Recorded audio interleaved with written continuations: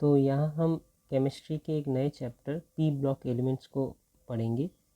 P block elements के बारे में कुछ भी जानने के पहले एक बार पीरियोडिक टेबल के ऊपर नज़र डाल लेते हैं। ये हमारे सामने हमारा मॉडर्न पीरियोडिक टेबल है।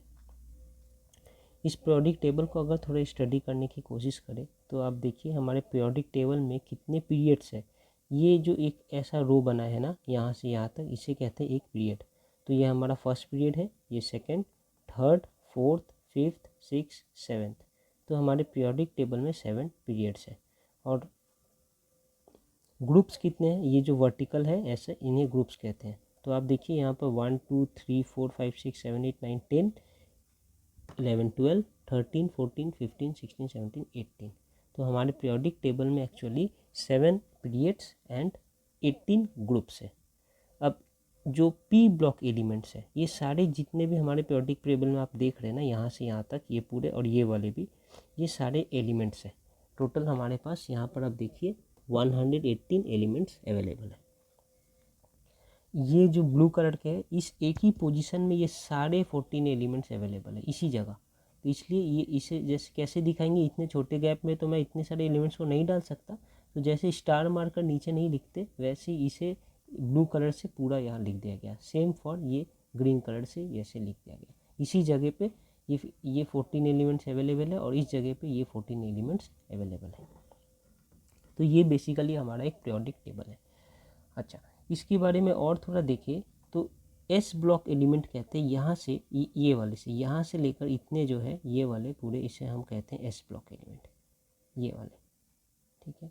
और फिर यहाँ से ये जो बन रहा है, एक देखिए यहाँ पर एक गैप है ना, मैं अगर इसे कोई कलर यूज करूँ, एक सेकेंड, देखिए, तो ये हमारा यहाँ से यहाँ,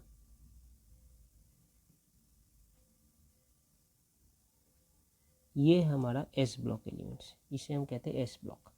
ये यहाँ से फिर एक गैप बन रहा है, ये इतना,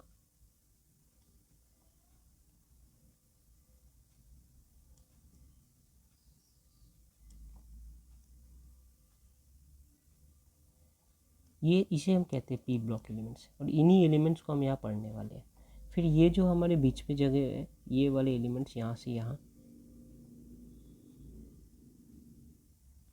इसे हम कहते हैं डी ब्लॉक एलिमेंट।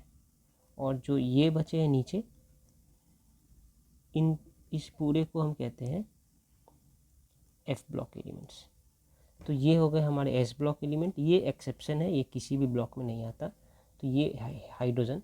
बाकी ये हमारे एस ब्लॉक एलिमेंट्स हैं, हमने क्लास 11 में इसे पढ़ लिया।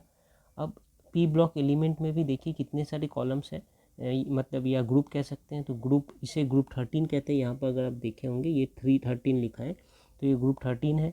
ये 14, 15, 16, 17 और 18, इनमें से ग्रुप 13, 14 हमने क्लास 11 में ही पढ़ रखा था। अब हमें पी ब्लॉक एलिमेंट्स के अंदर क्लास 12 में ग्रुप 15, 16, 17 और 18, ये 4 ग्रुप हमें पढ़ना है, जिसमें से फ़िलहाल ग्रुप 15 जो है, इस पे हम एम्फेसिस करेंगे। आज के दिन हम ये वाले टॉपिक को ही पढ़ेंगे, ये सारे एलिमेंट्स को, ग्रुप 15 के एलिमेंट्स। उसके पहले अब ये देखते हैं कि इसे ग्रुप पी ब्लॉक एलिमेंट्स क्यों कहते हैं। पी ब्लॉक अगर इसे कहते ही क्यों है, तो आप फॉर एग्जांपल इसे देखिए, इनका एटॉमिक नंबर है, ये बोरोन है, इनका एटॉमिक नंबर है 5। इसे ये पूरे यहाँ से यहाँ तक जो है पी ब्लॉक एलिमेंट, इसे मैंने यहाँ पर हाथों से लिखा है। यहाँ ये देखिए, ये ग्रुप 13 है, 14, 15, 16, 17, 18, और यहाँ पर ये एलिमेंट्स हैं उनके, ठीक है। तो ये बोरॉन का एटॉमिक नंबर कितना है, 5। तो मैं यहाँ से शुरू करता हूँ कि इसे पी ब्लॉक एलिमेंट्स कहते ही क्यों है ये सारे एलिमेंट्स को। फॉर एग्जांपल बोरॉन का एटॉमिक नंबर है 5, तो मैं अगर इनका इलेक्ट्रॉनिक कॉन्फ़िगरेशन लिखने जाऊँ तो ये ऐसे होगा 1s2, 2s2, 2p1। अब इसमें टोटल कितने एलिमेंट्स इलेक्ट्रॉन्स आ गए, 5 इलेक्ट्रॉन्स। तो यहाँ पे 5 इलेक्ट्रॉन्स थे, 5 हो गए। अब आप देखिए लास्ट जो इनके इलेक्ट्रॉन है, कि टोटल कितने इलेक्ट्रॉन है, 5 इलेक्ट्रॉन्स। लास्ट इलेक्ट्रॉन कहाँ जाकर कहाँ जा रहा है, लास्ट इलेक्ट्रॉन हमारा इस पी ऑर्बिटल में जा रहा है। पी ऑर्बिटल में एक इलेक्ट्रॉन लास्ट जा रहा है, तो इसलिए इनका नाम है पी ब्लॉक एलिमेंट, क्योंकि इनका जो लास्ट इलेक्ट्रॉन है वो पी ब्लॉक में जाकर, पी ऑर्बिटल में जाकर ठहरता है, रेस्ट करता है, तो ये बोरॉन। ऐसे आप किसी का भी यहाँ लेंगे, ये एल्युमिनियम ले, गैलीनियम ले, या यहाँ पे कार्बन ले, नाइट्रोजन ले, ऑक्सीजन ले। फॉर एग्जांपल मैं एक कार्बन का लेकर देखता हूँ। कार्बन का एटॉमिक नंबर हमें पता है, यहाँ पर लिखा भी है, कार्बन का एटॉमिक नंबर 6 है। तो मैं अगर इसे लूँ 1s2 2s2 एंड 2p2, तो हो गया टोटल 6। ये 2 + 2 + 2 6। यहाँ पर आप देखिए इनका लास्ट इलेक्ट्रॉन कहाँ जा रहा है, फिर से p ऑर्बिटल में जा रहा है, तो इसलिए ये p ब्लॉक एलिमेंट।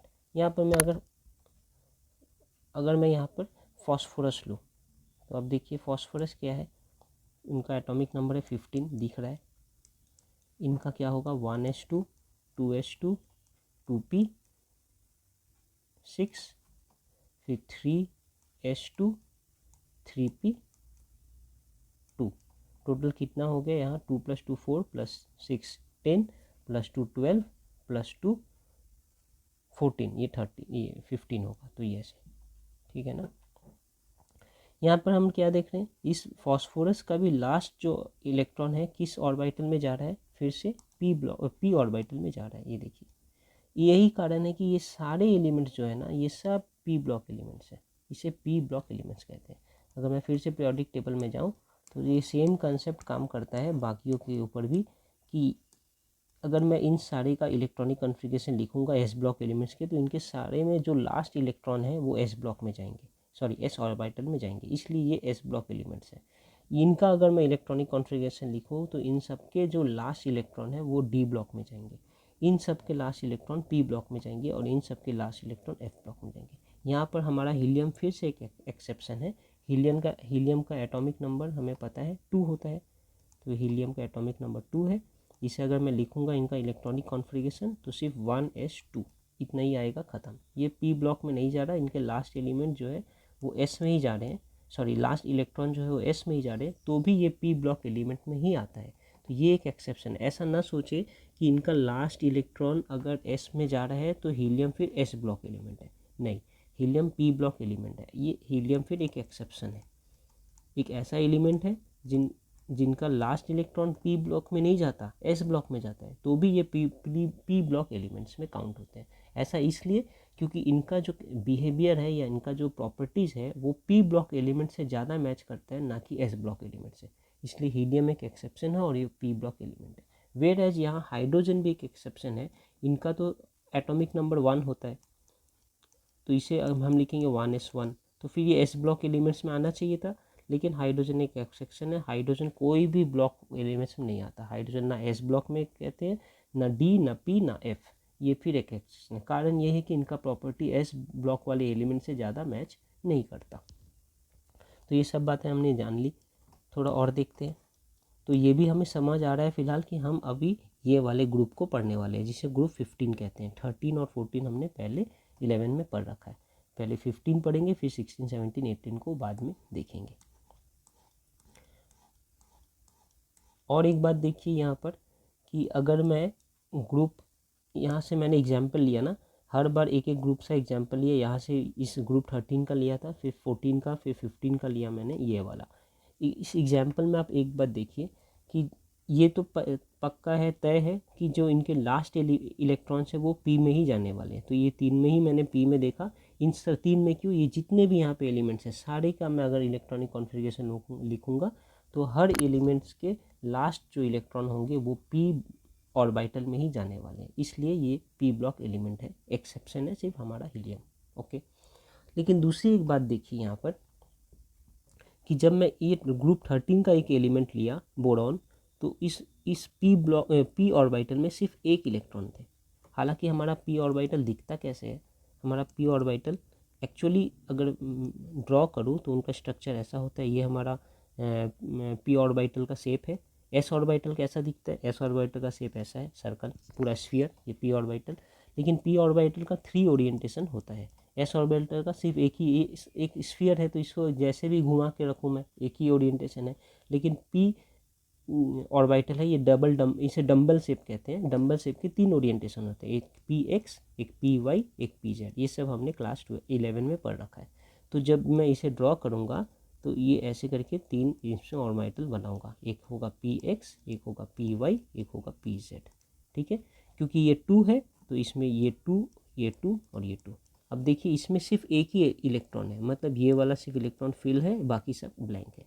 तो हमारे जितने भी ग्रुप 13 में जितने भी एलिमेंट्स हैं ना, सारे के लास्ट में जो p ऑर्बिटल है उसमें सिर्फ एक ही इलेक्ट्रॉन जाते हैं। तो इनका अगर मैं स्टैंडर्ड कॉन्फ़िगरेशन लिखूंगा तो इनका स्टैंडर्ड कॉन्फ़िगरेशन होगा लास्ट वाले सिर्फ इतना, क्योंकि ये जो 2 है इसमें भी 2s2 2p1, ये हमारा, इसे हम कहते हैं आउटर मोस्ट सेल। ये 2 है ना, ये 2 यहाँ पे भी, ये 2 ये आउटर मोस्ट सेल है, यहाँ पर 3 जो है ये आउटर मोस्ट सेल है। तो ये जो 1 2 3 होता है इसे प्रिंसिपल क्वांटम नंबर कहते हैं। n इक्वल्स टू 1 भी हो सकता है, 2 भी हो सकता है, 3 भी हो सकता है, ऐसे लेकर ये अप टू 7 हो सकता है, ठीक है। और इसे हम कहते हैं सेल। तो यहाँ पर ये हमारा 2 जो है आउटर मोस्ट सेल है, यहाँ पर n इक्वल्स टू 2, यहाँ पे n equals to 2 outermost shell है, यहाँ n इक्वल्स टू 3 ये आउटर मोस्ट सेल है। अब आप देखिए आउटर मोस्ट सेल का क्या स्टाइल है, यहाँ पर ns2 np1, मतलब अगर ये बोरॉन है तो ये n इक्वल्स टू यहाँ पर 2 है, अगर ये एल्युमिनियम होगा तो n इक्वल्स टू 3 है, गैलेनियम होगा तो n इक्वल्स टू 4 है, फिर इसमें m इक्वल्स टू 5 और इसमें n इक्वल्स टू 6, ऐसा चल रहा है। ये n की जगह मैं यहाँ 2 लिखूँगा, फिर 3 4 5 6 7 ऐसे। लेकिन ये फॉर्मेट पक्का है कि s2 और np1 ही होगा, मतलब आउटर मोस्ट जो हमारे p ऑर्बिटल है उसमें एक ही इलेक्ट्रॉन रहेंगे इस सब में। सिमिलरली यहाँ पर भी देखिए कार्बन का जब मैंने ड्रॉ किया तो यहाँ 2s2 2p2 है, मतलब यहाँ कार्बन के जो आउटर मोस्ट p ऑर्बिटल होंगे उनमें 2 इलेक्ट्रॉन्स हैं। यहाँ पर भी सिलिकॉन के जो आउटर मोस्ट ऑर्बिटल होंगे उनमें भी फिर 2 इलेक्ट्रॉन्स ही होंगे। देखना है, एक बार देख लेते हैं, तो और जो भी थोड़े मोड़े डाउट है वो क्लियर हो जाएंगे।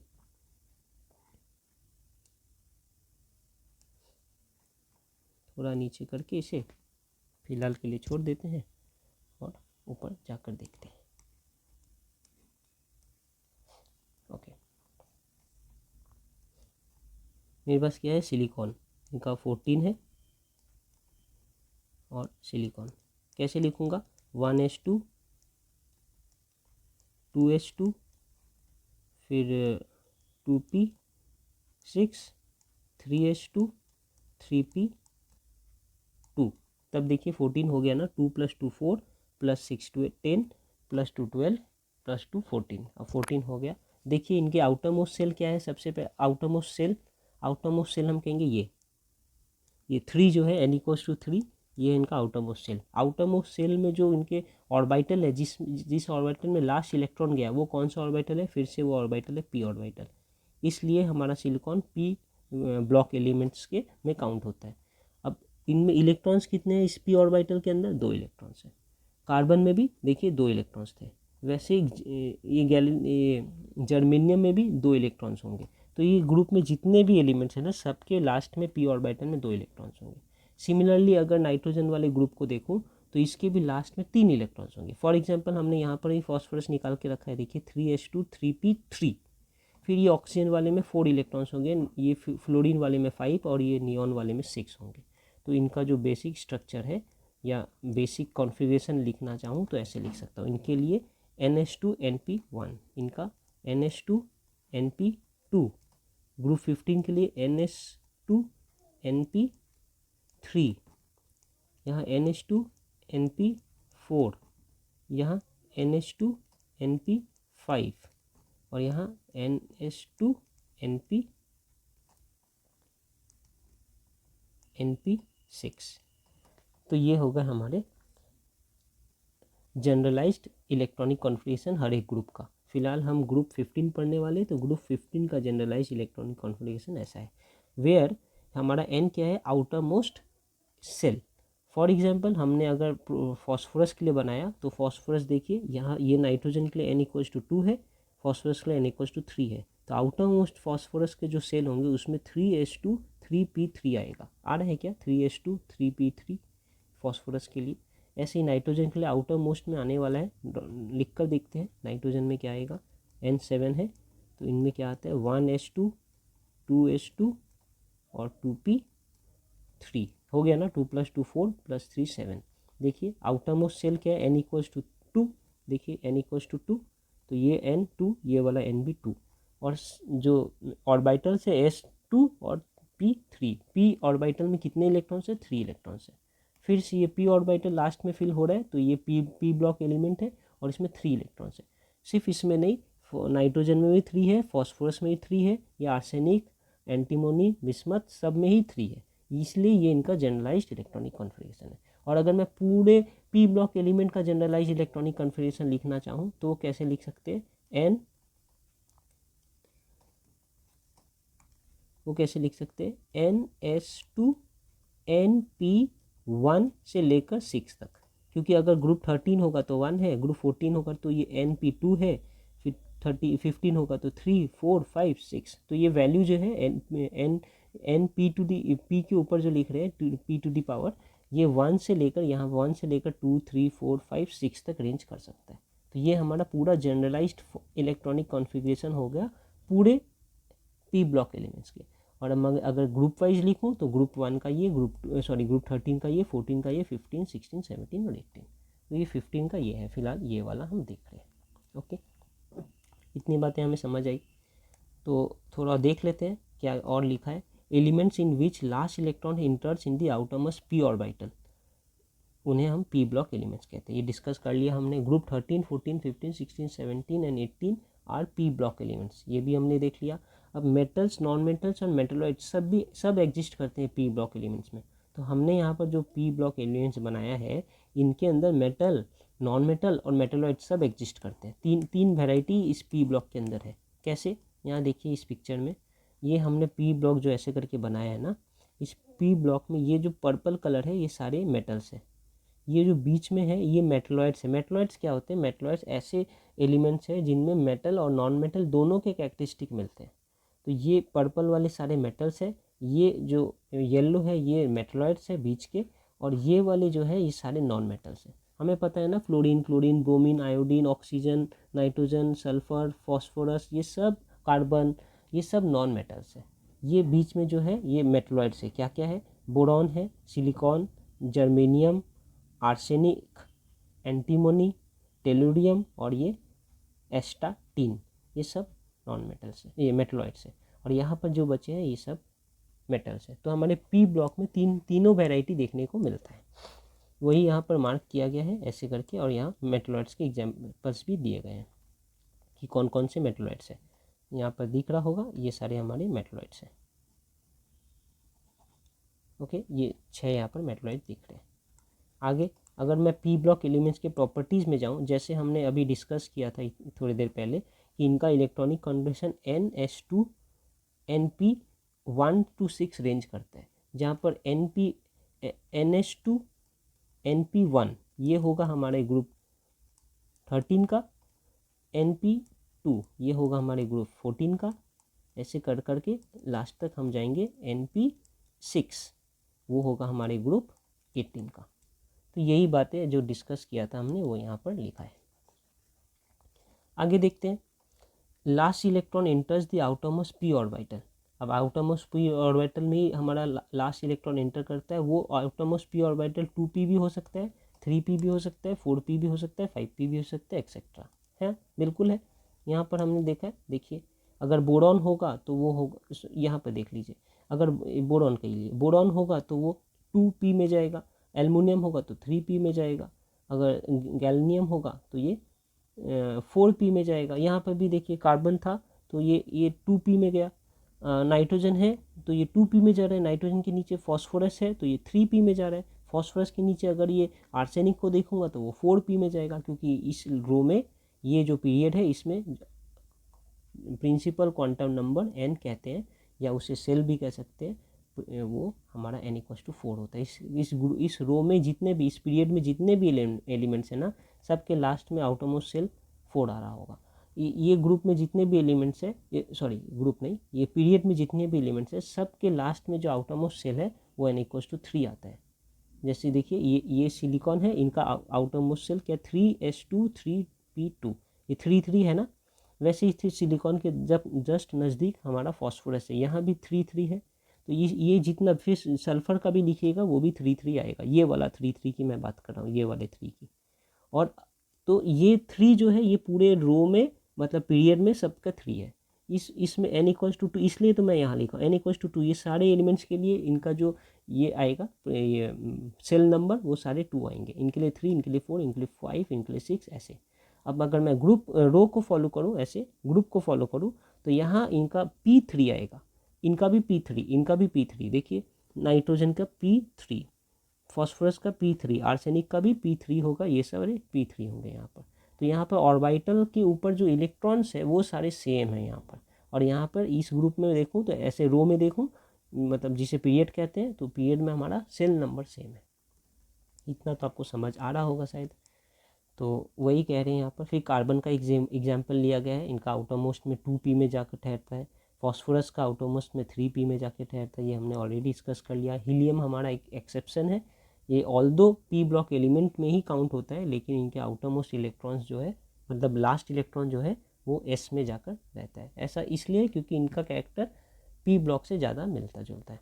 और एक बात कहा गया है कि हर एक ग्रुप का जो पहला एलिमेंट है वो बाकी एलिमेंट से डिफरेंट है।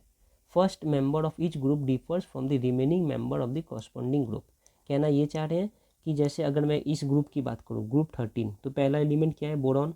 इस ग्रुप की बात करूँ तो पहला एलिमेंट कार्बन, फिर इसकी तो नाइट्रोजन, इसकी तो ऑक्सीजन, इसकी फ्लोरीन, इसके हीलियम है, लेकिन ये इन यहाँ पर नियॉन ही लेते हैं।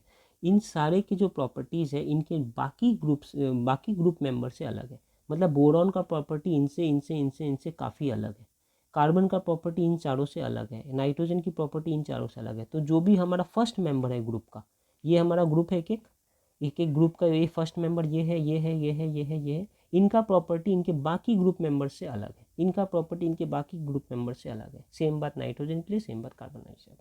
तो ये बातें हैं, क्यों अलग है वो हम थोड़ी देर में ही डिस्कस करेंगे। बोरॉन और कार्बन के केस में हमने ऑलरेडी क्लास 11 में ये पढ़ा होगा। नाइट्रोजन क्यों अलग है बाकी से, ऑक्सीजन क्यों अलग है बाकी से, फ्लोरीन क्यों अलग है बाकी से, और नियॉन क्यों अलग है बाकी से, ये सब हम थोड़ी देर में पढ़ेंगे।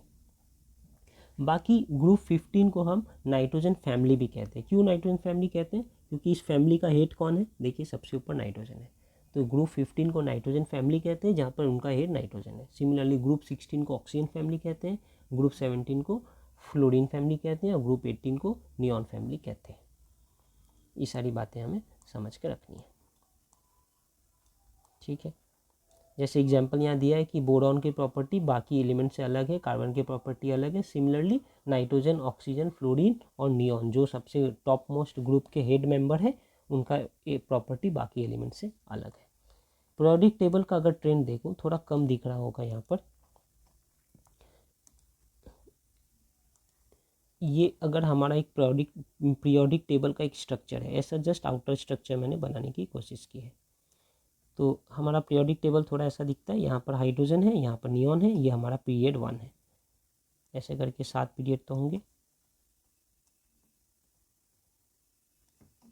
ठीक है।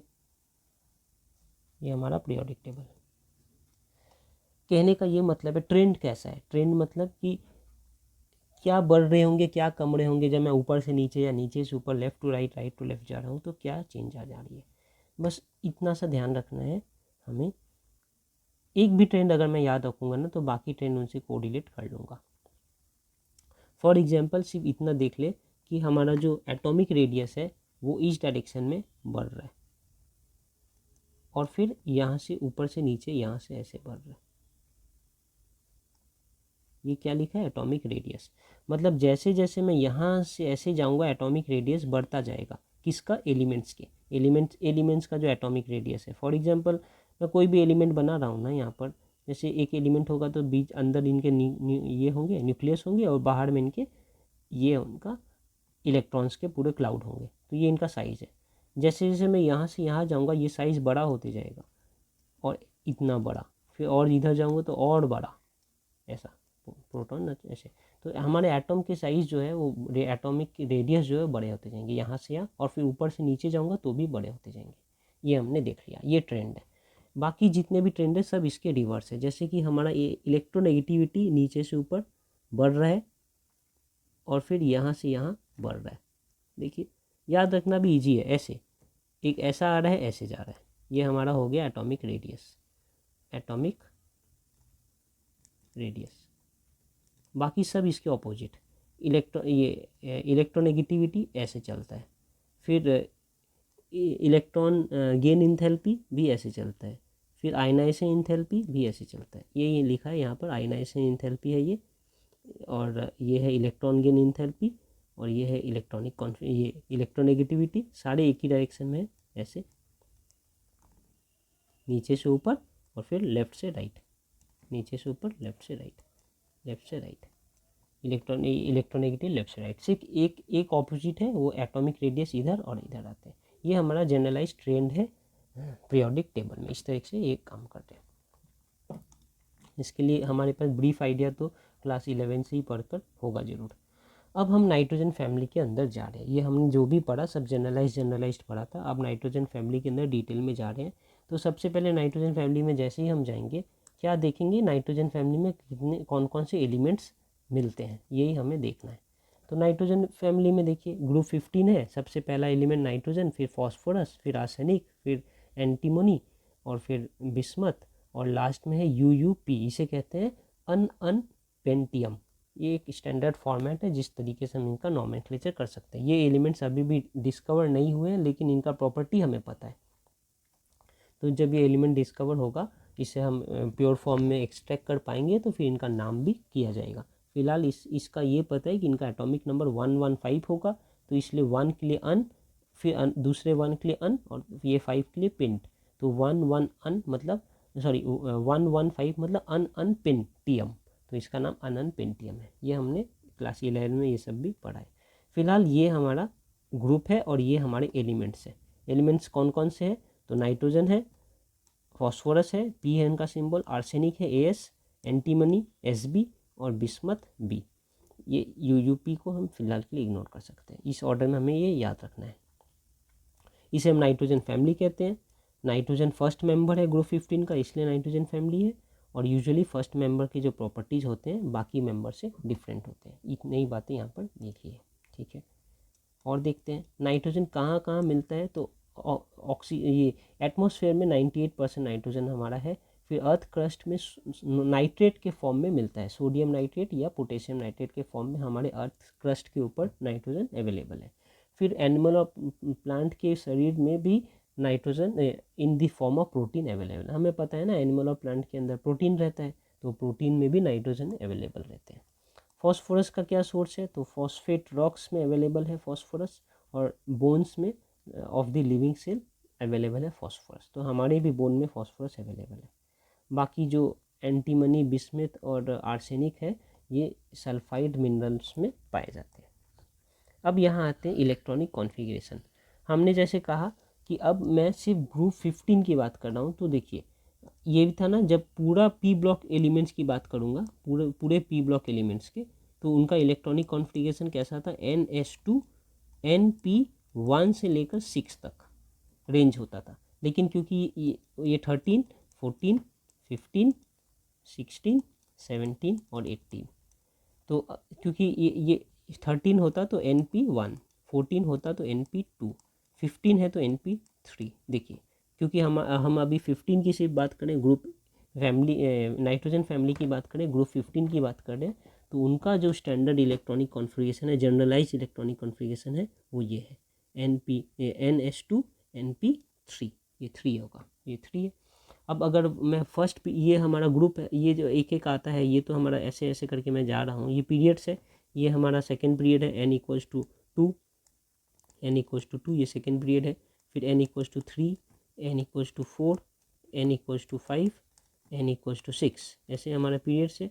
जैसे जैसे हम ऊपर से नीचे पीरियड से आ रहे हैं, तो हमारा N का वैल्यू भी चेंज हो रहा है। तो ये इनके लिए, नाइट्रोजन के लिए ये N होगा 2, क्योंकि N=2 है नाइट्रोजन का। तो ये 2S2 और 2P3 आएंगे कहाँ? लास्ट में, आउटर मोस्ट सेल में। ये 2 जो है इसे हम सेल कहते हैं, और ये जो S है या P है, S और P, इसे हम कहते हैं ऑर्बिटल्स।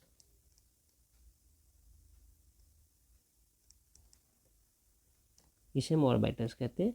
और ये जो हमारा 2 है, इसे या N कह सकते हैं, N=2, इसे हम सेल कहते हैं। तो देखिए सारे फॉर्मेट इसी को फॉलो करें, NS2 NP3। तो यहाँ पर 2S2 2P3, 3S2 3P3, यहाँ पर 4s2 4p3, 5s2 5p3, 6x2 6p3। तो ये हमने क्या लिखा, इन सब का इलेक्ट्रॉनिक कॉन्फ़िगरेशन लिखा है। ओके, ये एटॉमिक नंबर यहाँ छोटे छोटे में लिखा है 83, 51, 33, 15 और 7, उसके अकॉर्डिंग हमने ये लिखा है। ये हमारा ये इनर्ट गैस है, उनका ऐसे ब्लॉक करके हम लिखते हैं। ये फॉर्मेट आपको पता होगा क्लास 11 से। तो हमने जस्ट बाहर के शेप को देख लिया इस टाइप से। और एक चीज़ यहाँ पर नोट करने वाली है कि हमारे N और P में कहीं भी d ऑर्बिटल में इलेक्ट्रॉन्स नहीं है। देखिए N और P में सिर्फ 2s है और P है, s और P है। ऑर्बिटल्स कितने होते हैं ये तो शायद याद होगा। ऑर्बिटल्स कौन कौन से हैं हमारे पास, एक होता है s ऑर्बिटल, एक होता है p ऑर्बिटल, d ऑर्बिटल और f ऑर्बिटल। s ऑर्बिटल के भीतर सिर्फ एक कॉन्फ़िगरेशन होता है, p ऑर्बिटल के भीतर तीन कॉन्फ़िगरेशन होते हैं, d ऑर्बिटल के भीतर 5 कॉन्फ़िगरेशन होते हैं और f ऑर्बिटल के भीतर 7 कॉन्फ़िगरेशन होते हैं। देयरफॉर s ऑर्बिटल, अब एक एक ऑर्बिटल में 2 इलेक्ट्रॉन्स जा सकते हैं। देयरफॉर s ऑर्बिटल में टोटल 2 इलेक्ट्रॉन्स मैक्सिमम जा सकते हैं। p ऑर्बिटल में टोटल 6 इलेक्ट्रॉन्स मैक्सिमम जा सकते हैं। d ऑर्बिटल में 10 जा सकते हैं और f ऑर्बिटल में 14 जा सकते हैं। देखिए इस d ऑर्बिटल में 10 मैक्सिमम गया है, इसके बाद नहीं गया। इसके बाद जो इलेक्ट्रॉन्स है बाद उसके ऊपर वाले मतलब 4 नंबर सेल के फिर ऑर्बिटल्स में जाएंगे। यहाँ पर भी देखिए d 10, यहाँ पर जब f लिखा गया तो f 14, फिर 5 का जो d है उसमें 10, मैक्सिमम d में 10 ही जा सकता है, f में 14 ही जा सकता। तो ये सब बातें हम जानते हैं। बस इसमें ये देखने वाली बात मैं कह रहा था कि यहाँ पर s और p सिर्फ है, इसमें भी s और p है, d किधर भी नहीं है। लेकिन ये आर्सेनिक से यहाँ d अवेलेबल है, एंटीमोनी में भी d अवेलेबल है और बिस्मथ में d और f दोनों ही अवेलेबल है। तो ये सब चीज़ हमने यहाँ पर देख ली। तो फिर इतने नॉलेज के साथ हम आगे बढ़ते हैं। यहाँ पर एक लाइन और लिखा है जिसके बारे में जानना ज़रूरी है। स्टेबिलिटी के बारे में बात हो रही है यहाँ पर। ये कह रहे हैं कि ज़्यादा स्टेबल 2 चीज़ें होती है, एक हाफ फील्ड और एक फुल फील्ड। तो अगर कम्प्लीटली फील्ड हमारे ऑर्बिटल्स होंगे तो वो सबसे ज़्यादा स्टेबल होगा, और उसके बाद हाफ फील्ड ऑर्बिटल्स, उसके बाद स्टेबिलिटी में उनके बाद नंबर आता है हाफ फील्ड ऑर्बिटल का। अब ये हाफ फील्ड और फुल कम्प्लीटली फील्ड का क्या मतलब है, जैसे यहाँ लिखिए, in all the above elements the outermost shell having s orbital, जो NH2 है वो कम्प्लीटली फील्ड है। क्यों ऐसा कह रहे हैं? फॉर एग्जाम्पल अगर मैं फॉस्फोरस कर लूँ, इनका आउटर मोस्ट सेल हमारा में क्या है 3s2 और 3p3, मतलब s ऑर्बिटल ऐसा है 3s और p ऑर्बिटल ऐसा है जिसमें तीन ऑर्बिटल्स है 3p और 3 ऑर्बिटल्स है। ये 3s में कितने इलेक्ट्रॉन्स है 2, मतलब एक ऐसे और एक ऐसे, ये कम्प्लीटली फील्ड है। और 3p में कितने ऑर्बिटल्स इलेक्ट्रॉन्स है 3, मतलब एक ऐसा। ये कैसे मैं भर रहा हूँ as per Pauli's exclusion principal, तो एक ऐसे और एक ऐसे। अब और एक होता तो फिर मैं यहाँ डालता, ठीक है। अब ये देखिए ये हमारा फुल्ली फील्ड है, इससे ज़्यादा तो इसमें आ नहीं सकता, तो इसे मैं लिख सकता हूँ फुल्ली फील्ड। और ये देखिए एग्जैक्टली हाफ फील्ड है, क्योंकि ये पूरा एक एक है सब में और कुछ नहीं, एग्जैक्टली हाफ फील्ड है, तो इसे कहते हैं हाफ फील्ड। अब स्टेबिलिटी की अगर बात आए तो सबसे ज़्यादा स्टेबल होता है फुल्ली फील्ड, और उसके बाद फिर स्टेबिलिटी में आती है हाफ फील्ड। तो आप देखिए अगर मैं नियॉन की बात करूँ, ये नियॉन की बात, तो नियॉन क्या होता है, नियॉन का इलेक्ट्रॉनिक कॉन्फ़िगरेशन में अगर देखूँ, यहाँ पर देख लेता हूँ। नियॉन की इलेक्ट्रॉनिक कॉन्फ़िगरेशन कैसे है, तो Ne नियॉन में होता है 10। तो इनमें इलेक्ट्रॉनिक कॉन्फ़िगरेशन है इनका 1s2 2s2 2p6, टोटल कितने हो गए 10। अब इनका अगर आप आउटर मोस्ट सेल देखें और फिर ड्रॉ भी कर लेता हूँ, तो ये है हमारा 2s और ये है हमारा 2p, जिसमें 3 ऑर्बिटल्स है 2p, सॉरी 3 नहीं 2p। अब मैं इसमें अगर इलेक्ट्रॉन्स भरूँ तो इसमें 2 इलेक्ट्रॉन्स है, एक ऐसे और इसमें 6 इलेक्ट्रॉन्स है, मतलब 1 2 3 4 5 6। इनमें आप देखिए ये दोनों, ये 2s और ये 2p दोनों ही फुल्ली फिल्ड है। और हम सब जानते हैं कि नियॉन क्या है, इनर्ट गैस है, बिल्कुल स्टेबल है, किसी से भी रिएक्ट नहीं करता, ना इलेक्ट्रॉन्स देते हैं ना इलेक्ट्रॉन्स लेते हैं, ये बिल्कुल स्टेबल है। तो जब भी कोई फुल्ली फिल्ड होता है, जैसे मैं p ऑर्बिटल की बात करता हूँ, ये आउटर मोस्ट है ना इसलिए इसकी बात करता हूँ, ये ऑर्बिटल फुल्ली फिल्ड है तो ये सबसे ज़्यादा स्टेबल है। उसके बाद स्टेबिलिटी में कौन है, स्टेबिलिटी में उसके बाद नंबर है हाफ फिल्ड का। इसका मतलब कि ये फुल्ली फिल्ड स्टेबल है, उसके बाद ये हाफ फिल्ड है। लेकिन अगर हाफ फिल्ड नहीं होकर ऐसा होता कि जैसे मान लेता हूँ ऐसे, ये एक इलेक्ट्रॉन, ये एक इलेक्ट्रॉन, ये एक इलेक्ट्रॉन और एक इलेक्ट्रॉन, क्या अब इसे मैं हाफ फील्ड कहूँगा? नहीं, ये हाफ से थोड़ा ज़्यादा फील्ड है तो ये उतना स्टेबल नहीं है। अगर ऐसा होता कि सिर्फ एक इलेक्ट्रॉन यहाँ, एक इलेक्ट्रॉन यहाँ, तो क्या ये हाफ फील्ड है? नहीं, ये हाफ फील्ड से भी कम है, तो ये भी उतना स्टेबल नहीं है। स्टेबिलिटी में नंबर 1 है हमारा फुल्ली फील्ड, और फिर स्टेबिलिटी में नंबर 2 है हाफ फील्ड, बाकी सब जो है उसके बाद आते हैं।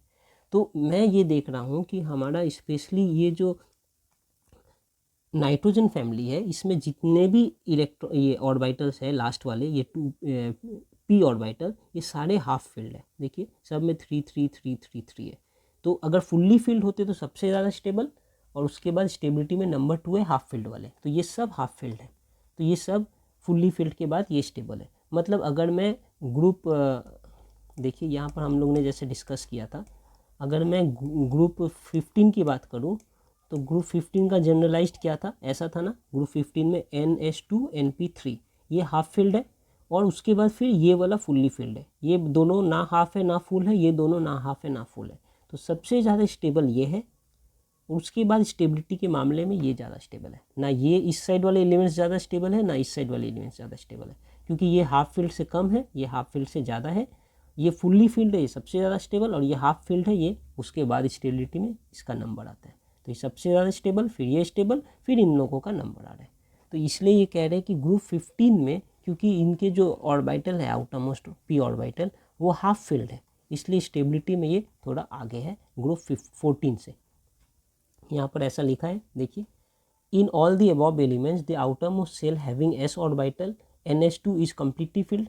ये हमारा NH2 है ना, तो दोनों इसमें 2 ही आ सकते हैं, दोनों फील्ड है। Where has p orbital NP3 is half filled. क्यों? क्योंकि यहाँ पे 6 इलेक्ट्रॉन्स आ सकते हैं, इनमें 3 इलेक्ट्रॉन्स है, तो ये हाफ फील्ड है। We know that fully filled orbitals and half filled orbitals are extra stable compare to partially filled orbital. तो ये हमारा पार्शियली फील्ड ऑर्बिटल है, ये भी हमारा पार्शियली फील्ड ऑर्बिटल है, ये हमारा फुल्ली फील्ड ऑर्बिटल है, ये हमारा हाफ फील्ड ऑर्बिटल है।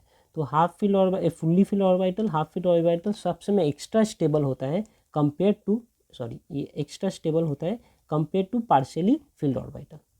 इसलिए यही रीज़न है कि एक elements in the nitrogen family are extra stable.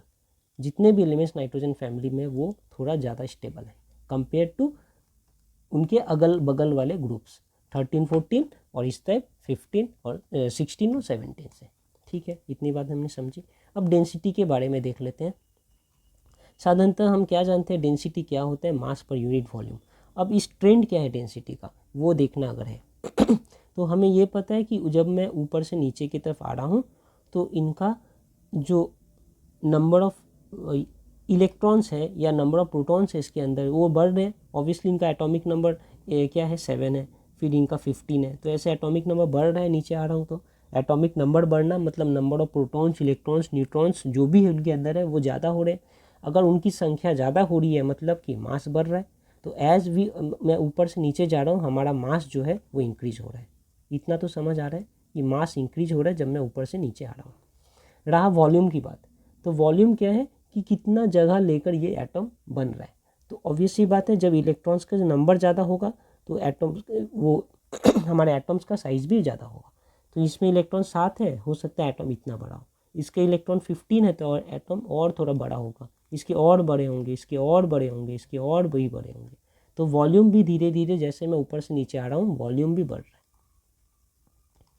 तो डेंसिटी तो होता है मास बाय वॉल्यूम, मास भी बढ़ रहा, डेंसिटी भी, वॉल्यूम भी बढ़ रहा, लेकिन दोनों ही अगर बराबर बढ़ेगा तो हमारा डेंसिटी कांस्टेंट रह जाएगा।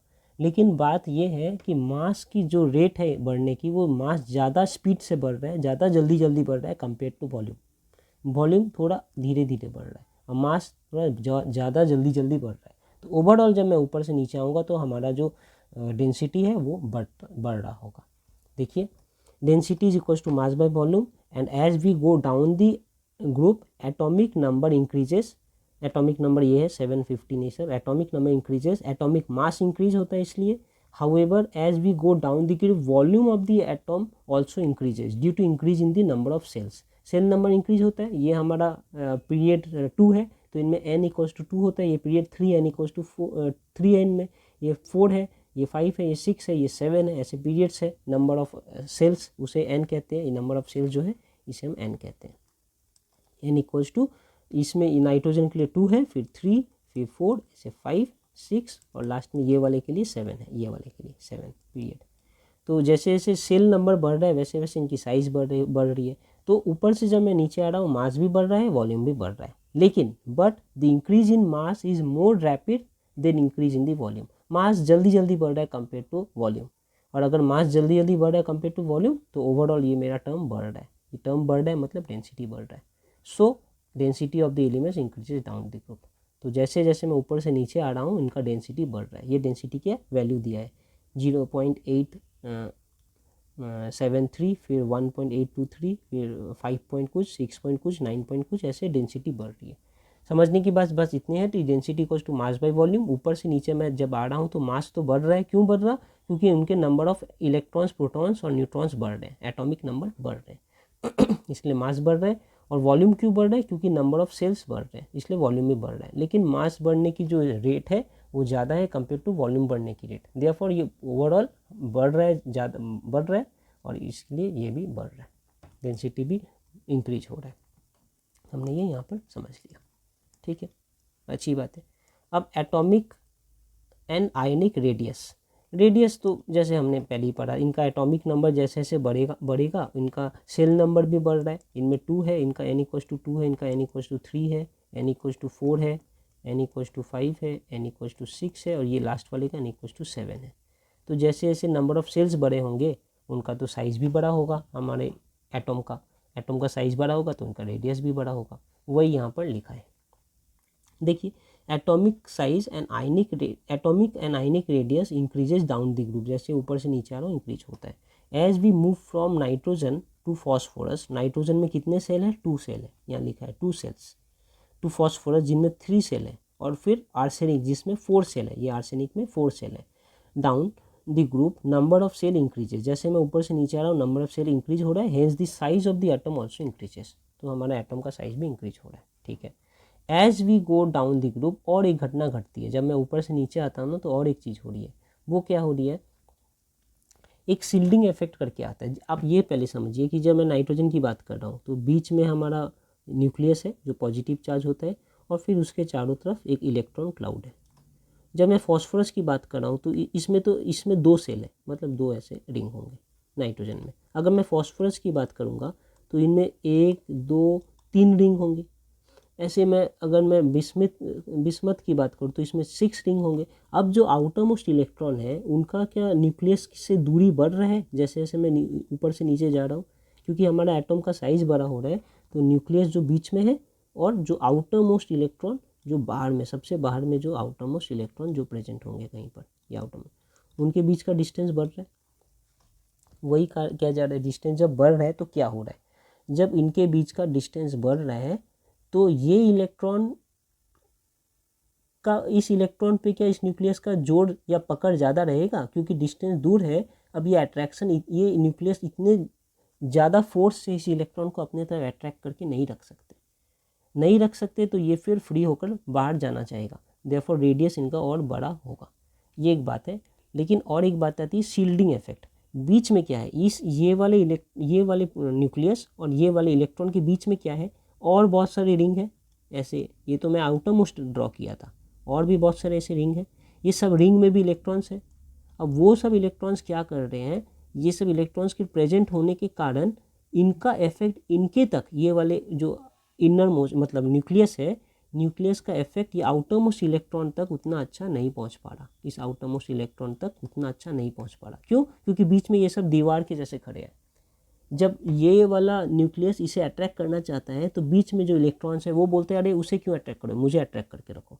तो इसका जो इफेक्ट है इस इलेक्ट्रॉन के ऊपर वो कम हो जा रहा है या सील्ड हो जा रहा है। ये जो वर्ड है सील्ड, मतलब एक ढाल जैसा काम कर रहा है। देयरफॉर ये न्यूक्लियस इसे अपने तरफ टान कर या अट्रैक्ट करके उतने अच्छे से नहीं रख पा रहा, क्योंकि इस न्यूक्लियस और इस इलेक्ट्रॉन के बीच में एक सील तैयार हो गया, एक ढाल तैयार हो गया। किसका ढाल है ये? ढाल बाय द दूसरे इलेक्ट्रॉन्स जो ऑलरेडी प्रेजेंट है यहाँ पर उसके द्वारा एक सील कर दिया गया है, इसलिए ये वाले इलेक्ट्रॉन को ज़्यादा जोर से ये न्यूक्लियस नहीं टान कर रख सकता अपने पास। देयरफॉर ये बाहर भागने की कोशिश करेंगे। यही कारण है कि जब ऊपर से नीचे जा रहा हूँ तो इनका साइज़ और बड़ा हो रहा है, क्योंकि आउटर मोस्ट इलेक्ट्रॉन बड़ा हो रहा है तो साइज़ बड़ा हो रहा है। ये एक बात है, ठीक है, हमने यहाँ से समझा इसे। अब बात आता है कि अगर बड़ा हो भी रहा है तो आप ये देखिए कि कौन कैसे बड़ा हो रहा है। जैसे कि अगर मैं यहाँ पर ये देखूँ कि न्यूक्लियस नाइट्रोजन के लिए रेडियस है 70, फॉस्फोरस के लिए रेडियस है 110, कितना डिफरेंस आया? डिफरेंस आया यहाँ पर 40 का। अगर यहाँ से यहाँ देखूँ तो फिर डिफरेंस कितना आया? सिर्फ 11 का। यहाँ से यहाँ देखूँ तो डिफरेंस कितना आया? 20 का। यहाँ से यहाँ देखूँ तो डिफरेंस कितना है? 7 का। इसका मतलब क्या है कि जब मैं नाइट्रोजन से फॉस्फोरस में जा रहा हूँ तो रेडियस बहुत ज़्यादा बढ़ रहा है, लेकिन जब मैं फॉस्फोरस से आर्सेनिक में जा रहा हूँ या आर्सेनिक से एंटीमोनी में, एंटीमोनी से बिस्मथ में, तब रेडियस उतना ज़्यादा नहीं बढ़ रहा कंपेयर टू प्रीवियस वाला। अब ऐसा क्यों? इसका भी पीछे एक कंसेप्ट है। ऐसा इसलिए क्योंकि यहाँ पर यहाँ से जब मैं यहाँ जा रहा हूँ तो इलेक्ट्रॉन्स तो बढ़ रहे हैं लेकिन रेडियस नहीं बढ़ रहा। इसलिए नहीं बढ़ रहा है क्योंकि जो बीच में इलेक्ट्रॉन्स के जो शील्ड है वो पुअर है, वो अपना इफेक्ट नहीं दिखा पा रहे। फॉर एग्जाम्पल यहाँ पर ये also to note that increase in the atomic radius is significant as we move from nitrogen to phosphorus. Obviously significant है, बहुत ज़्यादा है। कितना था? 40 के आसपास था शायद, देखिए 40 के आसपास इंक्रीज है, okay. But as we move from phosphorus to arsenic या फिर आर्सेनिक से एंटीमनी या एंटीमनी से bismuth, then the increase in the atomic radius is quite small. ये क्यों है? This is because of poor shielding effect of D and F orbital present in arsenic, antimony and bismuth. Poor shielding effect of D and F orbital. ये arsenic bismuth और arsenic antimony और bismuth में क्या है? हमारे पास D orbital है और इनमें D और F दोनों है। ये ऑर्बिटल में जो इलेक्ट्रॉन्स होते हैं वो शील्डिंग इफेक्ट अच्छा नहीं करते।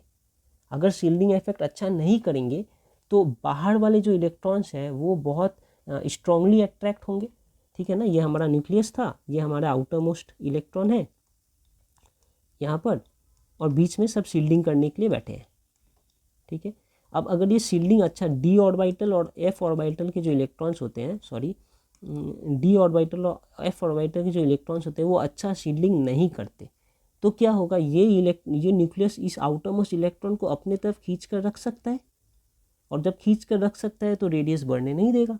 यही कारण है कि देखिए इनका रेडियस नहीं बढ़ रहा, इनका रेडियस उतना ज़्यादा नहीं बढ़ रहा, लेकिन पी में उतना शील्डिंग इफेक्ट नहीं है क्योंकि पी में ना डी ऑर्बिटल है ना एफ ऑर्बिटल है, इसलिए रेडियस ज़्यादा बढ़ जा रहा।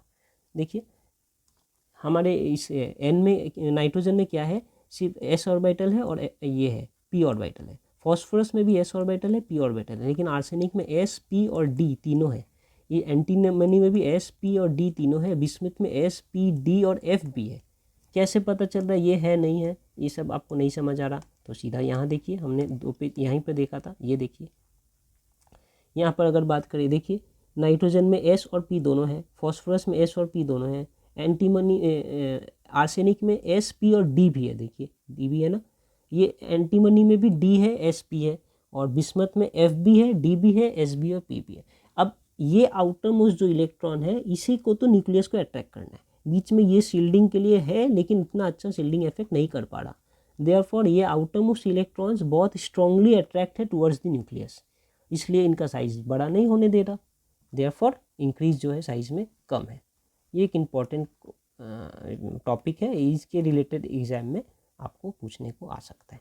तो इनका जस्ट मेन आंसर यही है कि shielding effect due to poor shielding effect of d and f. F orbital जो इंक्रीज है वो यहाँ पर ज़्यादा है क्योंकि डी और एफ नहीं है, और यहाँ पर इंक्रीज कम है क्योंकि यहाँ डी एफ है जो अच्छी शील्डिंग नहीं कर पाते, और क्योंकि शील्डिंग नहीं कर पाते outer most electron strongly attracted है टुवर्ड्स द न्यूक्लियस और ये साइज को बढ़ने नहीं दे रहा।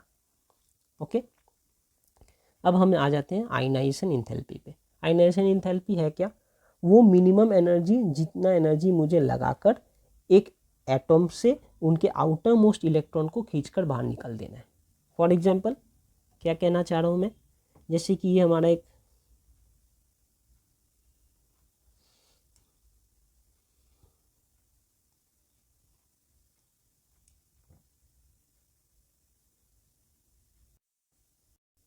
जैसे कि आयनेशन एंथैल्पी अगर मैं बात करूँ, जैसे कि अगर ये हमारा न्यूक्लियस है, ये हमारा आउटर मोस्ट सेल है, आउटर मोस्ट सेल बिल्कुल बाहर वाले, बीच में और भी बहुत सारे सेल है, ये आउटर मोस्ट सेल है।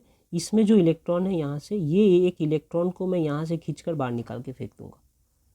इसे निकालने के लिए क्या करना पड़ेगा, ये न्यूक्लियस और ये इलेक्ट्रॉन इनके बीच में अट्रैक्शन है, तो ये न्यूक्लियस तो इसे आसानी से जाने नहीं देगा। मुझे क्या करना होगा, अपने एनर्जी लगाकर, जिसे मैं इंथैल्पी कहता हूँ, आयनेशन इंथैल्पी, ये डेल एच से लिखा जाता है। तो एक आयनेशन इंथैल्पी मैं इन्वेस्ट करूँगा, इसमें लगाऊंगा, और तब जाकर ये इलेक्ट्रॉन को खींच कर यहाँ से बाहर निकालूंगा। तो जितना एनर्जी मुझे लगेगा, minimum amount of energy that is required to remove the loosely bound electrons. Loosely bound कौन होगा, जो सबसे बाहर है, क्योंकि उसे उसका पकड़ उसके ऊपर पकड़ न्यूक्लियस का कम है, तो वो सबसे लूजली बाउंड है। उस लूजली बाउंड इलेक्ट्रॉन को निकालने के लिए मुझे जितना एनर्जी देना पड़ता है, उसे ही हम आयनेशन एंथैल्पी कहते हैं। ऑब्वियस सी बात है, जो बाहर वाले लूजली बाउंड इलेक्ट्रॉन है, वो जितना ज़्यादा दूर होंगे हमारे न्यूक्लियस से, उतना मुझे कम एनर्जी देना पड़ेगा इसे निकालने के लिए, इससे हटाने के लिए, है ना। तो बस वही बात है, यही रीज़न है कि जैसे इसका इनका साइज़ छोटा है, इनका साइज़ और बड़ा है, इनका साइज़ और बड़ा है, इनका साइज़ और भी बड़ा है, तो जितना साइज़ बड़ा हो रहा है, बाहर से मुझे इलेक्ट्रॉन निकालने में उतना ईजी रहेगा, क्योंकि न्यूक्लियस तो बीच में है, और उनके बीच में, न्यूक्लियस और इलेक्ट्रॉन के बीच का जो डिस्टेंस है बड़ा होते जा रहा है, तो उनका अट्रैक्शन कम होते जा रहा है। देयरफॉर मैं ईजिली ये बाहर वाले इलेक्ट्रॉन को निकाल लूँगा। तो आयनाइजेशन एंथैल्पी क्या हो रहा, जैसे मैं ऊपर से नीचे जाऊँगा आयनाइजेशन एंथैल्पी डिक्रीज हो रहा, और नीचे से ऊपर जाऊँगा तो आयनाइजेशन एंथैल्पी इंक्रीज हो रहा। तो ये एरो वही दिखा रहा है कि as we go from down to up, ionization enthalpy increases. इसे रिवर्स में भी कह सकते हैं कि ionization enthalpy decreases as we go down the group. वही यहाँ लिखा है कि ionization enthalpy decreases as we go down the group. क्यों? Due to gradual increase in the atomic size. Atom का साइज क्योंकि बड़ा हो रहा है, इसलिए आयनाइजेशन एंथैल्पी डिक्रीज हो रहा है। As atomic size increases, most loosely bound electron, जो कौन सा है, valence electron, that means outermost electron, moves away from the nucleus. लाजमी सी बात है, जब साइज बड़े हो रहे हैं तो जो बाहर वाले इलेक्ट्रॉन हैं वो न्यूक्लियस से दूर ही जाते जा रहे हैं। Therefore can be easily removed and require less energy. Come energy लगा कर ही मैं उसे ईजिली वहाँ से निकाल सकता हूँ। इसलिए जैसे जैसे मैं अपने ग्रुप में ऊपर से नीचे की तरफ आऊँगा, आयनेशन एंथैल्पी डिक्रीजेस। यही वाली बात तो हमने यहाँ भी देखा था ना थोड़ी देर पहले, इस जगह पे जब ट्रेंड देख रहे थे, तो ये टेबल में देखिए हमने आयनाइजेशन एंथैल्पी भी पढ़ा था। यहाँ लिखा है ये IE मतलब आयनाइजेशन एंथैल्पी, कि जैसे जैसे मैं ऊपर से नीचे आऊँगा हमारा आयनाइजेशन एंथैल्पी डिक्रीज होगा, मतलब नीचे से ऊपर जाऊँगा तो आयनाइजेशन एंथैल्पी इंक्रीज होगा। वही तो ये है, देखिए नीचे से मैं ऊपर जा रहा हूँ तो आयनाइजेशन एंथैल्पी इंक्रीज हो रहा है। IE लिखा है, IE आयनाइजेशन एंथैल्पी इंक्रीजेस। ठीक है, हमने ये जाना। क्यों? क्योंकि देखिए यहाँ से जब मैं ऊपर से नीचे आ रहा हूँ तो हमारा एटॉमिक रेडियस इंक्रीज हो रहा। एटॉमिक रेडियस जैसे जैसे इंक्रीज होगा, आयनाइजेशन एंथैल्पी वैसे वैसे डिक्रीज होगा। तो वही है, ये एरो देखिए उल्टा है एक दूसरे का। यहाँ भी देखिए, अगर एटॉमिक रेडियस यहाँ से यहाँ आ रहा हूँ तो एटॉमिक रेडियस बड़ा हो रहा है, जैसे जैसे रेडियस बड़ा होगा आयनाइजेशन एंथैल्पी कम होगा, मैं इजीली निकाल सकता हूँ। तो देखिए यहाँ पे ये एरो ऐसे है, मतलब यहाँ आयनाइजेशन एंथैल्पी कम है इस साइड, और इस साइड में जब जाऊँगा तो आयनाइजेशन एंथैल्पी इंक्रीज होता रहेगा। तो ज़्यादातर प्रॉपर्टीज़ जो है ना वो एटॉमिक रेडियस से ही रिलेटेड है, वो हम धीरे धीरे करके सभी देख लेंगे। और ऑलरेडी हमने वो ग्रुप 13 और 14 पढ़ा होगा, तो उनमें हम लोग ये सब जानते हैं, सारे सिमिलर है, एक ही कंसेप्ट पे काम कर रहे हैं। अब एक और बात है कि हमारे जो आयनेशन एंथैल्पी है, इनको हम फर्स्ट आयनेशन एंथैल्पी, सेकंड और थर्ड आयनेशन एंथैल्पी ऐसे कह सकते हैं। क्या मतलब होता है first ionisation enthalpy, second ionisation enthalpy, third ionisation enthalpy का, वो समझते हैं। सबसे पहले एक न्यूक्लियस है, और फिर बीच में बहुत सारे ऑर्बिटल्स है, और ये हमारा लास्ट वाला सेल है। ठीक है, अगर एक इलेक्ट्रॉन मैं यहाँ से निकाल लूँगा तो इस इलेक्ट्रॉन को निकालने के लिए मुझे जितना एनर्जी देना पड़ा वो है हमारा फर्स्ट आयनेशन एंथैल्पी, जिसे हम कहते हैं ऐसे del H1 first ionisation enthalpy. ये एक इलेक्ट्रॉन निकालने के बाद ये जो बच गया यहाँ पर वो क्या है, एक्चुअली एक पॉजिटिवली चार्ज्ड आयन है, क्योंकि इसके पहले क्या था, जितने प्रोटॉन्स इसके अंदर थे उतने ही इलेक्ट्रॉन्स बाहर में इधर उधर घूम रहे थे। ठीक है, अलग अलग सेल पे ऐसे ही था ना, जैसे अगर मैं कभी लिखता हूँ N7, तो इसका क्या मतलब होता है कि नाइट्रोजन के एटॉम के अंदर 7 इलेक्ट्रॉन्स है, 7 प्रोटॉन्स है, 7 न्यूट्रॉन्स है। प्रोटॉन न्यूट्रॉन्स न्यूक्लियस के अंदर रहते हैं और इलेक्ट्रॉन्स चारों तरफ उसके क्लाउड बनाकर एग्जिस्ट करते हैं।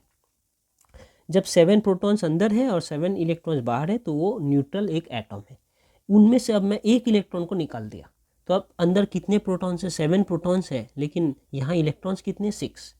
तो चार्ज कम ज़्यादा हो गया ना, प्रोटॉन ज़्यादा है, इलेक्ट्रॉन्स कम है, तो अल्टीमेटली मेरा जो पूरा एटॉम है वो पॉजिटिवली चार्ज हो गया, ये एक आयन बन गया, पॉजिटिवली चार्ज आयन, जिसे हम कैटाइन कहते हैं। अब जब मैं दूसरी बार कोई दूसरा इलेक्ट्रॉन इसमें से निकालूंगा, पहले ये मैं इलेक्ट्रॉन निकाला, ये 7वां इलेक्ट्रॉन था, अब मैं जो निकालूंगा 6th नंबर इलेक्ट्रॉन निकालूंगा, क्योंकि इसमें 7 इलेक्ट्रॉन से सब मिलाकर। अब 6 नंबर इलेक्ट्रॉन जब मैं निकालूंगा तो क्या मैं एक न्यूट्रल एटॉम से निकाल रहा हूँ इलेक्ट्रॉन? आंसर है नहीं, वो ऑलरेडी एक इलेक्ट्रॉन निकाल चुका हूँ, निकालने के बाद ये एक पॉजिटिवली चार्ज आयन बन चुका है। उस पॉजिटिव चार्ज आयन से मैं अगर और एक इलेक्ट्रॉन निकालना चाहूँ तो क्या वो जल्दी देना चाहेगा? एक न्यूट्रल जो एटॉम था उसने एक इलेक्ट्रॉन दे दिया, या मैंने एक एनर्जी लगाकर उससे एक इलेक्ट्रॉन निकाल लिया। लेकिन जब मैं अब एक पॉजिटिवली चार्ज आयन से एक इलेक्ट्रॉन निकालना चाहूँगा दूसरी बार, तो क्या वो पॉजिटिव वाले चीज़ नेगेटिव को देना चाहेंगे? नहीं देना चाहेंगे, वो उसे अपने पास खींच कर रखेंगे। तो उसे निकालने के लिए मुझे उससे भी ज़्यादा एनर्जी देना पड़ेगा। उस केस को हम कहते हैं सेकंड इंथैल्पी या आयनेशन इंथैल्पी। जब मैं सेकंड इलेक्ट्रॉन निकालूंगा, जब थर्ड इलेक्ट्रॉन निकालूंगा तो उसे कहेंगे थर्ड आयनाइजेशन इंथैल्पी, उसे डिनोट करते हैं ΔH3 से। तो लाजमी सी बात है, जैसे जैसे अब मैं जब थर्ड इलेक्ट्रॉन निकाल रहा हूँगा तो वो तो डबल पॉजिटिव चार्ज होगा। पहला निकाला एक नाइट्रोजन न्यूट्रल था, उसमें से एक इलेक्ट्रॉन मैंने निकाल लिया। अब ये एक इलेक्ट्रॉन निकालने के बाद हमारा नाइट्रोजन N+ हो गया, इसमें से और एक इलेक्ट्रॉन मैंने निकाल लिया, और एक इलेक्ट्रॉन निकालने के बाद हमारा नाइट्रोजन अब N2+ हो गया, इसमें से और एक इलेक्ट्रॉन मैंने निकाल लिया, तो अब हमारा नाइट्रोजन N3+ हो गया। ठीक है ना? तो आप बताइए, जब मैं यहाँ से निकालूंगा तो यहाँ पर जो एनर्जी मुझे देना होगा उसे कहते हैं ΔH1। फिर जब मैं यहाँ से एक इलेक्ट्रॉन निकालूंगा तो इसे कहेंगे ΔH2। जब मैं यहाँ से एक इलेक्ट्रॉन निकालूंगा इसे कहते हैं ΔH3। जब मैं डबल पॉजिटिव चार्ज मतलब N2+ में से एक इलेक्ट्रॉन निकालूंगा तो क्या जल्दी निकलेगा कि यहाँ से जल्दी निकलेगा सिंगल चार्ज से, या न्यूट्रल से जल्दी निकलेगा? तो आंसर न्यूट्रल से सबसे कम एनर्जी देकर निकल जाएगा। N+ से थोड़ा ज़्यादा एनर्जी देकर निकालना पड़ेगा, और N2+ से और भी ज़्यादा एनर्जी देकर निकालना पड़ेगा। यही कारण है कि हमारा ΔH3 ग्रेटर है, ΔH2 उससे कम है, ΔH1 सबसे कम है। तो order of successive ionization enthalpy ऐसा है, ΔH is less, ΔH2 is more, ΔH3 is और भी मोर। ठीक है, ये बात भी हमने समझ लिया यहाँ पर।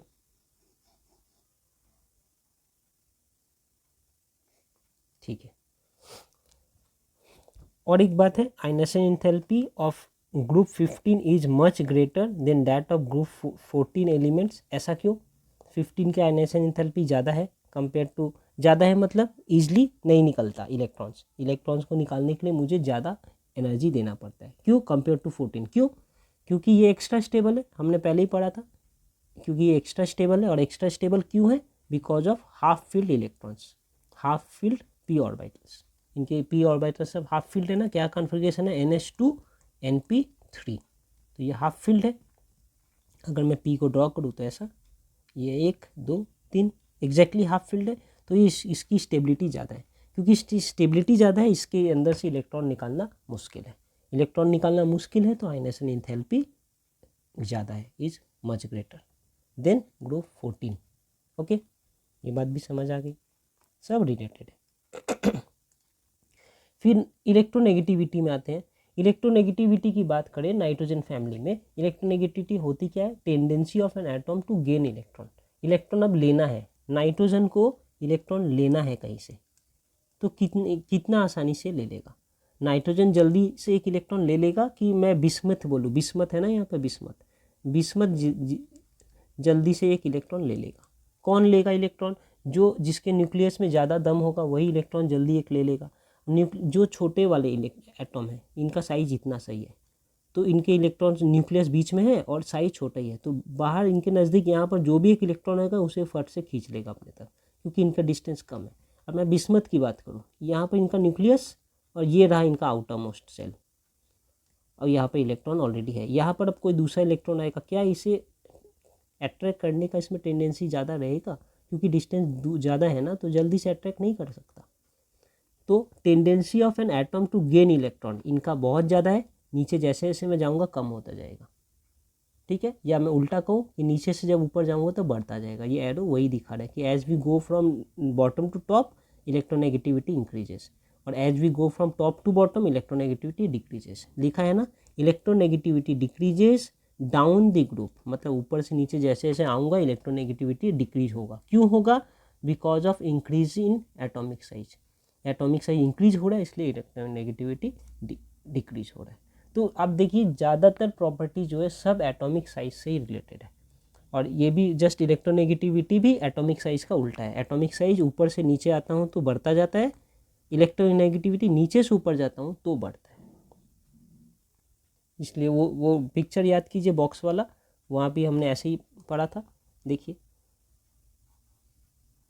ये वाले पिक्चर में, ये यहाँ से अगर एटॉमिक रेडियस ऊपर से नीचे बढ़ रहा है तो हमारा इलेक्ट्रोनेगेटिविटी ये वाला है, नीचे से ऊपर बढ़ रहा है। एटॉमिक रेडियस अगर यहाँ से यहाँ बढ़ रहा है तो इलेक्ट्रोनेगेटिविटी यहाँ से यहाँ बढ़ रहा है, ऐसे ये वाला इलेक्ट्रोनेगेटिव उल्टा है एटॉमिक रेडियस का। तो ज़्यादातर चीज़ें ही एटॉमिक रेडियस से रिलेटेड हम कर सकते हैं। तो इलेक्ट्रोनेगेटिविटी भी हमने पढ़ लिया। नेक्स्ट क्या देखेंगे फिर?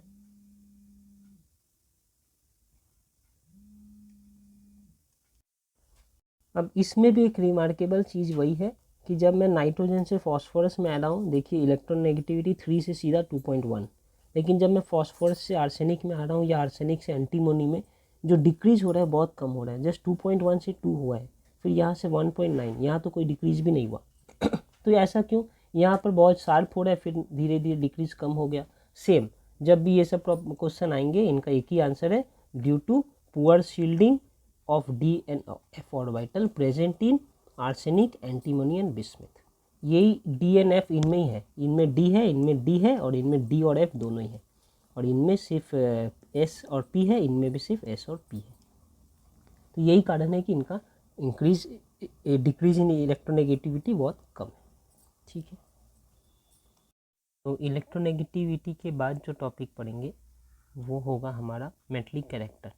नाइट्रोजन फैमिली में मेटलिक कैरेक्टर कैसे चेंज हो रहा है, क्या ट्रेंड है, वो हम देखते हैं। तो metallic character increases down the group, तो मैं ग्रुप में ऊपर से नीचे जैसे जैसे जाऊँगा मेटलिक कैरेक्टर इंक्रीज होगा। कहने का मतलब है कि नाइट्रोजन कम मेटल है, फॉस्फोरस उससे ज़्यादा मेटलिक कैरेक्टर इनमें, आर्सेनिक में उससे भी ज़्यादा, बिस्मिथ में ये एंटीमोनी में उससे भी ज़्यादा। जैसे जैसे मैं ऊपर से नीचे आ रहा हूँ मेटलिक कैरेक्टर इंक्रीज हो रहा है। मेटलिक कैरेक्टर क्या होता है? मेटल्स वो होते हैं that can easily lose electrons to become cation. जैसे हम जानते हैं ना, सोडियम ये एक मेटल है, क्या खासियत इसकी? तो अक्सर सोडियम क्या होता है, इनका एक इलेक्ट्रॉन खो जाता है, ये अपने एक इलेक्ट्रॉन लूज कर देते हैं और ये Na+ बन जाते हैं।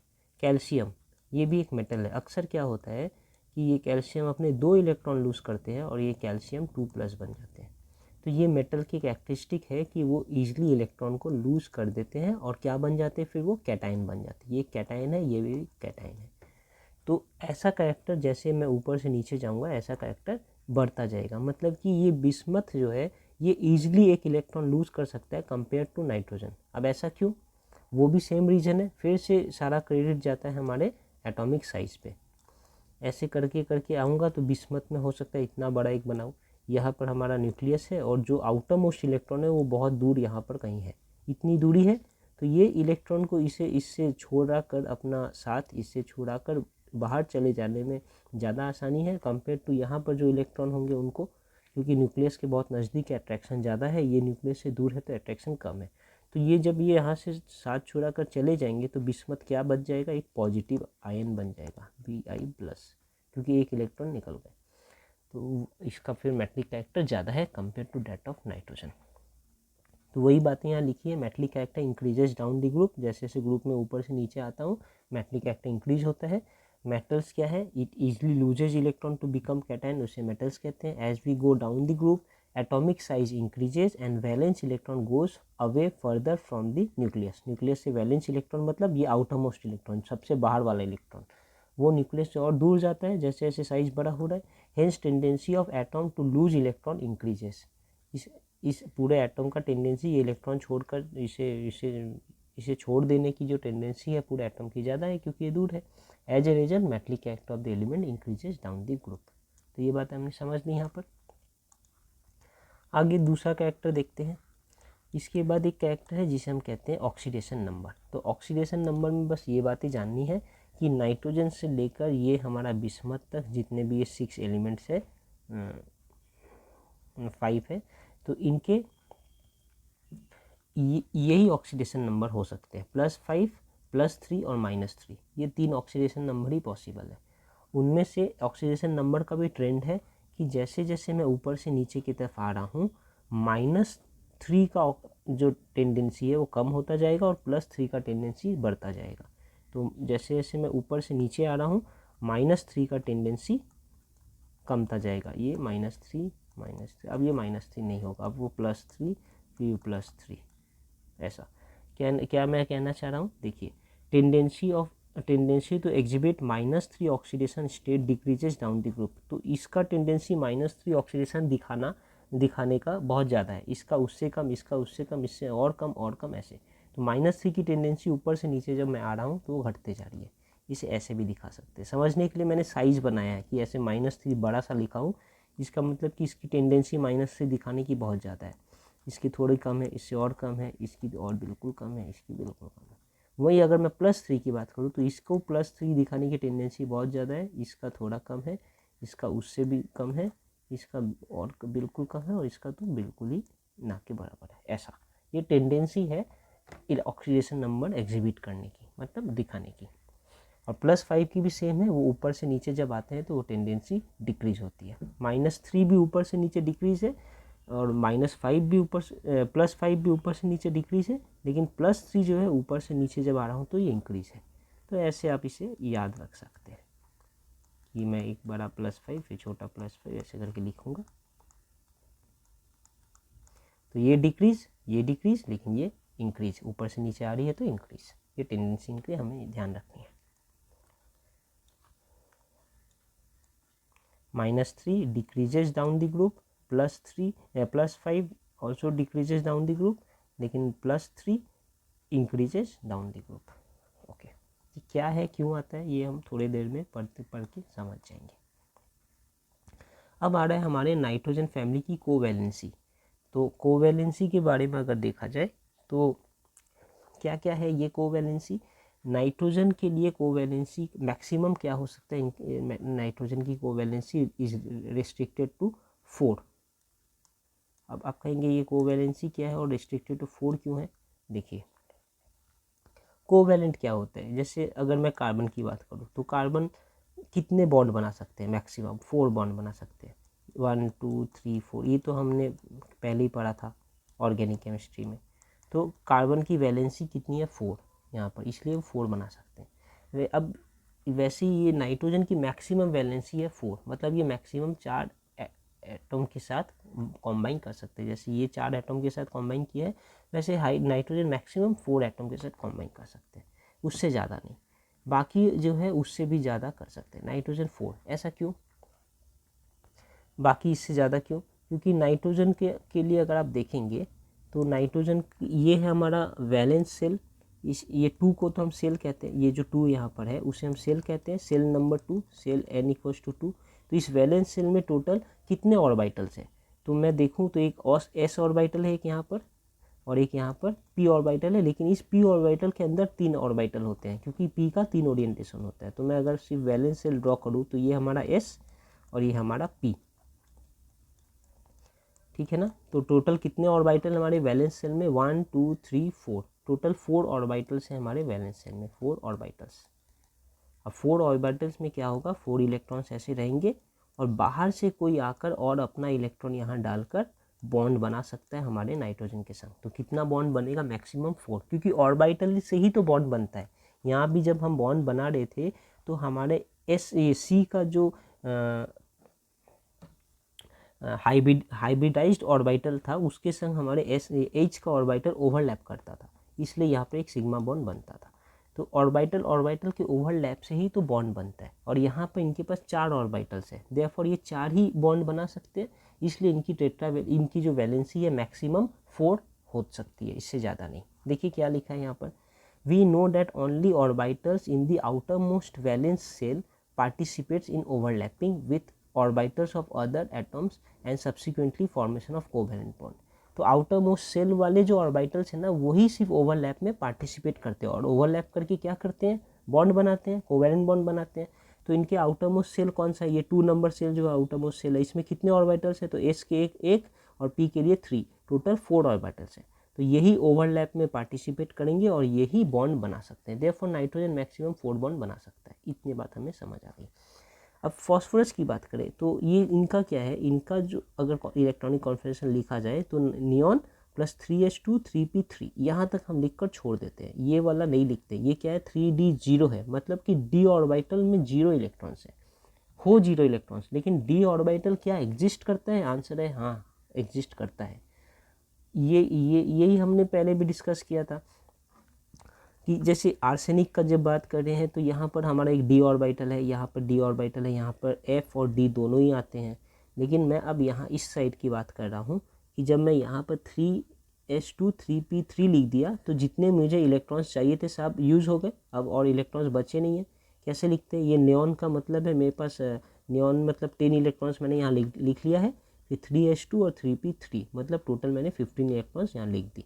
लेकिन ये नहीं भूलना है कि जो 3 नंबर सेल है, मतलब n=3 में अगर मैं पाउलीज एक्सक्लूशन प्रिंसिपल देखूं जो ऐसे लिखता है ना 1s2 1s2 2s2 2p2 फिर ऐसे 3s 3p और 3d, फिर हम ऐसे ऐसे करते थे। तो ये नहीं भूलना है कि 3d एग्जिस्ट करता है, वेयर एज 2d बोलकर कुछ होता ही नहीं है, ठीक है।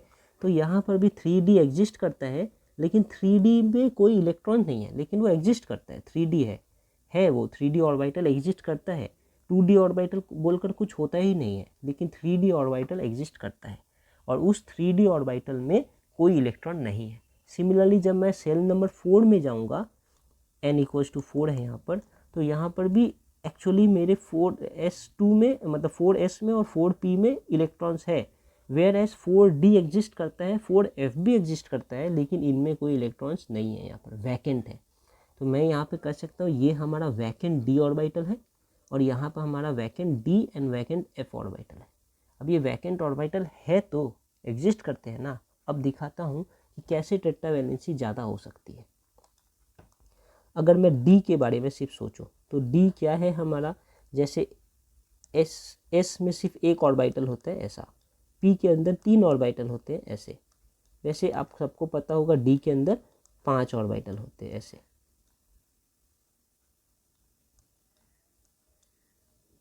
ये देखिए 5 ऑर्बिटल होते हैं।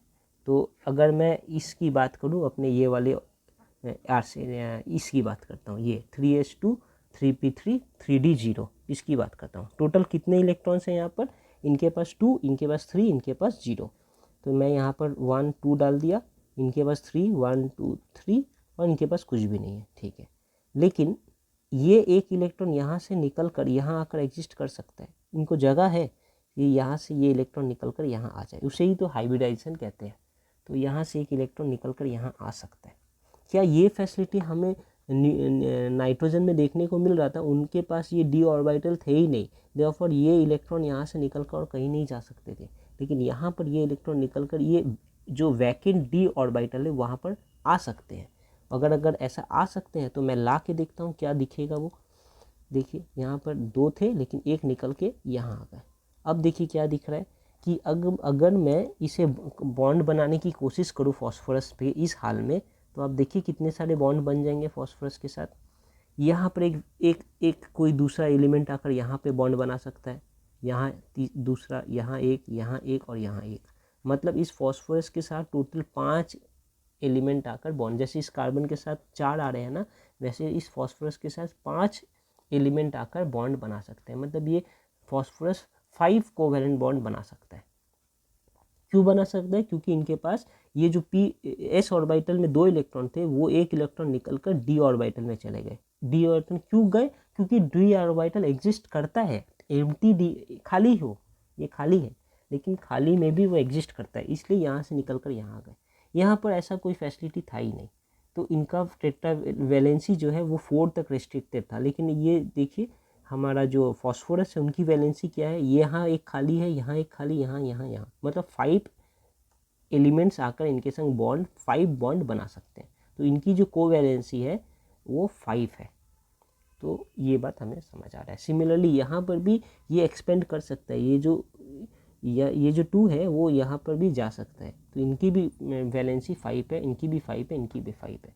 तो यहाँ पर इसलिए यहाँ पर ये बात लिखा गया था, देखिए कि हमारे जितने भी नाइट्रोजन फैमिली के एलिमेंट्स है वो ऑक्सीडेशन स्टेट भी +5 तक दिखा सकते हैं, फिर +3 और -3। +3 ऑक्सीडेशन स्टेट कौन दिखाएगा? नाइट्रोजन दिखा सकता है, और -3 भी नाइट्रोजन दिखा सकता है। 3 है, मेन बात ये है कि नाइट्रोजन 3 बॉन्ड यहाँ बना सकते हैं, लेकिन फॉस्फोरस 5 बॉन्ड भी बना सकते हैं। ये सारी बातें यहाँ पर है। तो अब थोड़ा और थ्योरी भी देख लेते हैं क्या है, और अच्छे से समझ आ जाएगी।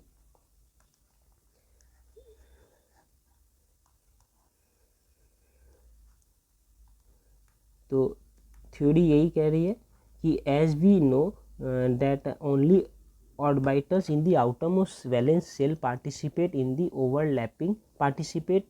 in overlapping with orbital of other atoms and subsequently formation of covalent bond।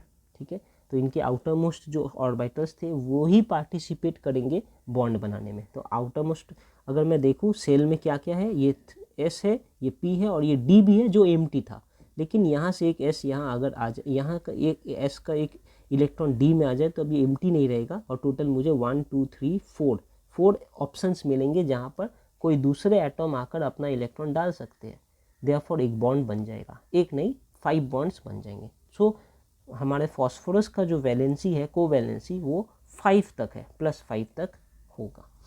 वही लिखा है इन केस ऑफ N, मतलब नाइट्रोजन, यहाँ नाइट्रोजन को सामने रखते हैं। In case of nitrogen the outermost shell that is 2, यही हमारा नाइट्रोजन का आउटर मोस्ट सेल है, सेल नंबर 2, इसलिए ये 2s2 है और 2p3 है। तो उनका क्या हाल है, हैज़ ओनली 4 ऑर्बिटल्स। ऑब्वियसली एक s का और 3 p का, लिखा भी है 1 number of s orbital and 3 number of p orbitals. Hence covalency of nitrogen is restricted to maximum of 4, इसलिए मैक्सिमम नाइट्रोजन की कोवैलेंसी 4 हो सकती है। लेकिन फॉस्फोरस के केस में थोड़ा अलग है। देखिए in heavier elements like phosphorus in the outermost valence shell that is number 3, फॉस्फोरस का आउटर मोस्ट वैलेंस सेल क्या है, नंबर 3 है। देखिए ये 3s है, 3p है, 3d है, मतलब ये सेल नंबर 3 है। इसमें क्या मिलता है, d भी मिलता है, that is shell number 3। There is 1 number of s orbital, okay, 3 number of p orbital, वो भी पता है, and 10 number of vacant d orbital. Actually ये 10 नहीं 5 होगी, तो 5 number of vacant d orbital, यहाँ भी 1 2 3 4 5 number of vacant d orbital भी है इनके पास। तो इसके कारण क्या है, similarly arsenic, antimony, bismuth has vacant d and of f orbital. Arsenic का देखते हैं, ये आर्सेनिक में देखिए वैकेंट डी भी है और एफ भी है, इसलिए तो ये 4d0 और 4f0 लिखा है, इनके पास दोनों वैकेंट है। फिर एंटीमोनी के पास भी डी और एफ दोनों वैकेंट है, बिस्मथ के पास भी डी और एफ दोनों वैकेंट है। तो ऐसे ऐसे ऑप्शंस अवेलेबल हैं। ऐसे होने के कारण क्या होगा, in their valence shell. Hence, heavier elements like phosphorus, arsenic, bismuth, antimony and bismuth have increased covalency due to vacant d orbital. d orbital vacant है, हम देख रहे हैं यहाँ पर, ये हमारा सब d orbital vacant है, और इसी d orbital में ये वाला एक s का इलेक्ट्रॉन इधर चला जाता है, ये s का इलेक्ट्रॉन इधर, ये भी s का इलेक्ट्रॉन इधर, इसलिए इनके पास 5 ऑप्शन हो जाते हैं बॉन्ड बनाने के। देयरफॉर ये मैक्सिमम इनकी कोवैलेंसी क्या है, 5 तक है।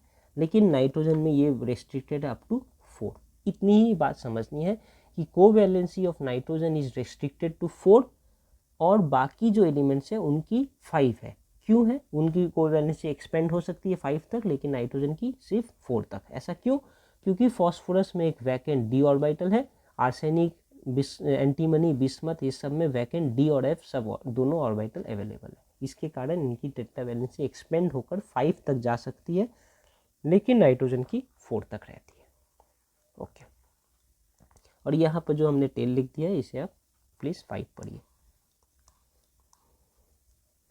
अब है एनामलस प्रॉपर्टीज ऑफ नाइट्रोजन। अब ये हमने कहा ना कि जब भी एक जो टॉप एलिमेंट है, जो सबसे ऊपर में जो हेड ऑफ द फैमिली है, जैसे नाइट्रोजन फैमिली का हेड है नाइट्रोजन, उसके बाद हमारा फॉस्फोरस है, फिर आर्सेनिक है, फिर बिस्मथ है, एंटीमनी है, बिस्मथ है, और फिर लास्ट में UuP है। ऐसे तो इनमें से ये हमारा सबसे ऊपर वाला एलिमेंट है और इनका प्रॉपर्टी बाकियों से थोड़ा अलग दिखता है। ये हर केस में, हर ग्रुप में जो सबसे फर्स्ट मेंबर होते हैं या टॉप मेंबर होते हैं, हेड भी कह सकते हैं उन्हें, इनकी प्रॉपर्टी बाकियों से अलग है। नाइट्रोजन भी उसमें है। अब क्यों अलग है, उनके रीजन्स यहाँ पर दिए हैं। इनकी प्रॉपर्टी इसलिए बाकियों से अलग है क्योंकि नाइट्रोजन का साइज बहुत छोटा है। ओके, इनकी साइज़ जो है बहुत छोटी है, इसलिए हम देख रहे हैं नाइट्रोजन की साइज़ छोटी है, बाकी सबकी साइज़ ऑलमोस्ट सेम है। हमने इलेक्ट्रोनेगेटिविटी में भी देखा, यहाँ से यहाँ की इलेक्ट्रोनेगेटिविटी डिफरेंस बहुत ज़्यादा है, यहाँ से यहाँ रेडियस का डिफरेंस भी बहुत ज़्यादा है, बहुत काफ़ी बड़ा रेडियस का इंक्रीज हो रहा है। लेकिन फिर जब मैं यहाँ से यहाँ जा रहा हूँ या यहाँ से यहाँ या यहाँ से यहाँ, फिर वो इंक्रीज इतना प्रोमिनेंट नहीं है, बहुत थोड़ा थोड़ा इंक्रीज हो रहा है। इलेक्ट्रोनेगेटिविटी भी इनका ज़्यादा है, जब मैं यहाँ से यहाँ आ रहा हूँ इलेक्ट्रोनेगेटिविटी शार्प डिक्रीज होता है, लेकिन फिर मैं जब यहाँ से यहाँ आता हूँ या यहाँ से या यहाँ से यहाँ, तब इलेक्ट्रोनेगेटिविटी बहुत थोड़ा थोड़ा डिक्रीज हो रहा है। ये सारे कारण क्या हमने दिया था, ये डी ऑर्बिटल को या एफ ऑर्बिटल के पुअर शिल्डिंग इफेक्ट को, तो ये भी एक रीज़न यहाँ आएगा। सबसे पहला रीज़न है एनोमलस प्रॉपर्टी का स्मॉल साइज, दूसरी है high electronegativity. Obviously small size है तो इलेक्ट्रोनेगेटिविटी हाई होगी। हाई आयनाइजेशन एंथैल्पी, अगर साइज छोटा है, सीधी सी बात है, सब कुछ इससे रिलेटेड है।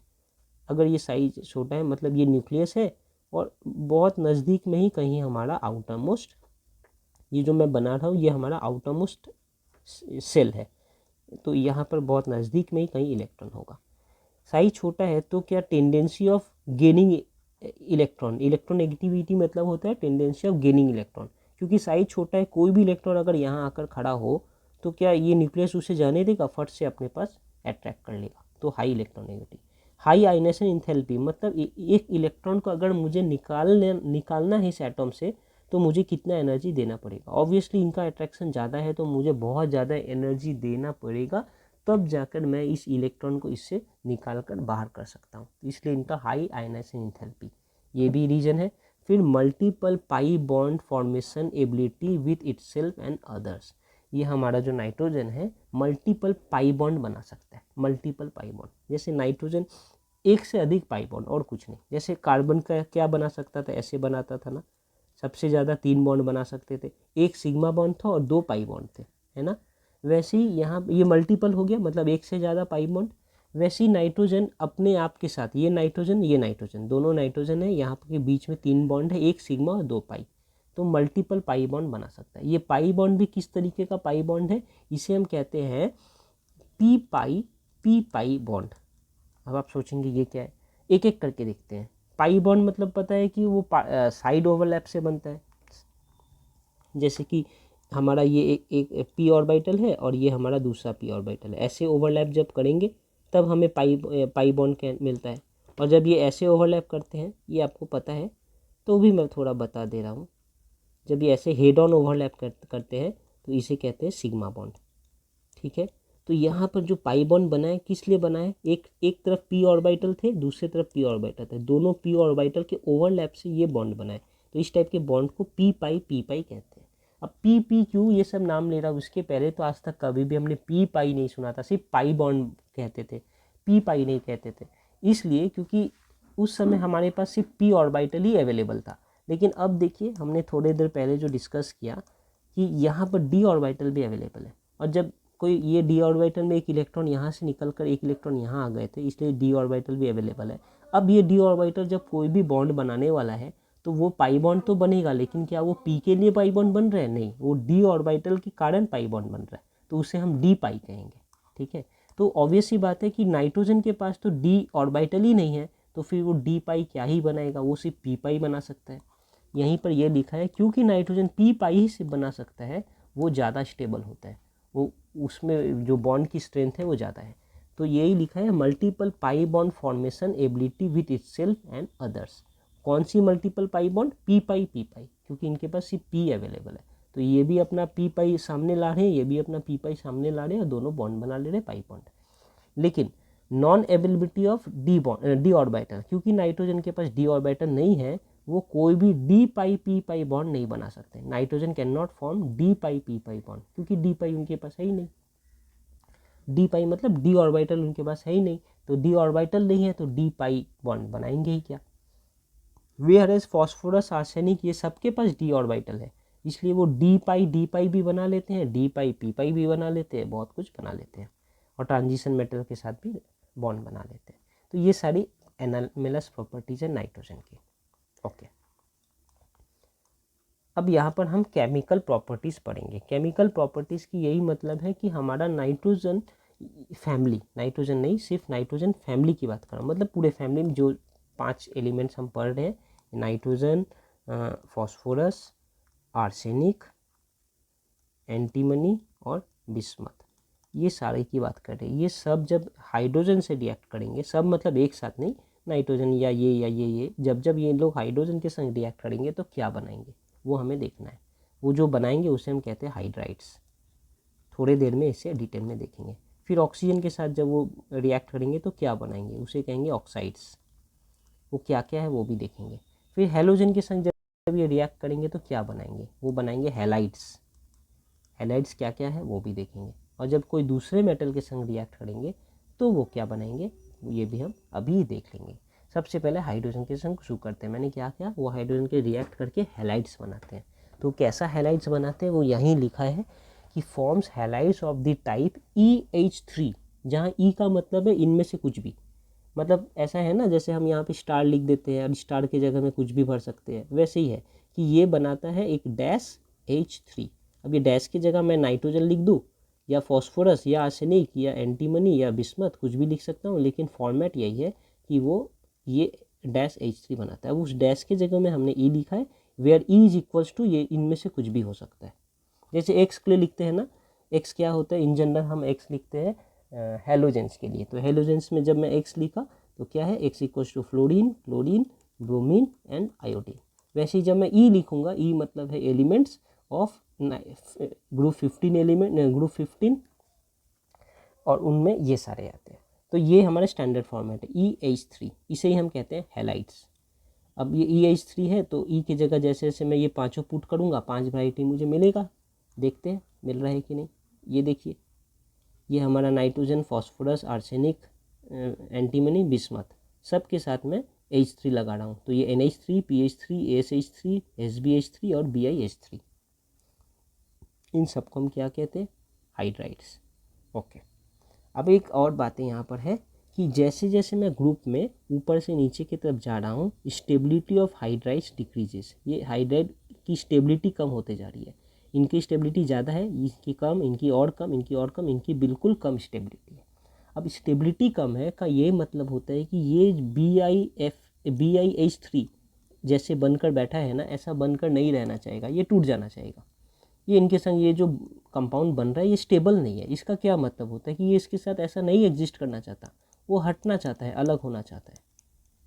इतनी सी बात है, ये इन्हें अच्छा नहीं लग रहा है एक साथ, ये स्टेबल नहीं है, तो ऐसे होंगे।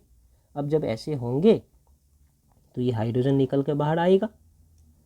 ओके, एक हाइड्रोजन तो छोड़ ही सकते हैं, ऐसे अगर नहीं स्टेबल है तो हाइड्रोजन छोड़ सकते हैं आसानी से। वेयर जब ये स्टेबल है तो ये टूटना नहीं चाहेंगे, इनमें से हाइड्रोजन निकलने की चांसेस कम है बहुत, इनमें हाइड्रोजन निकलने की चांसेस ज़्यादा है।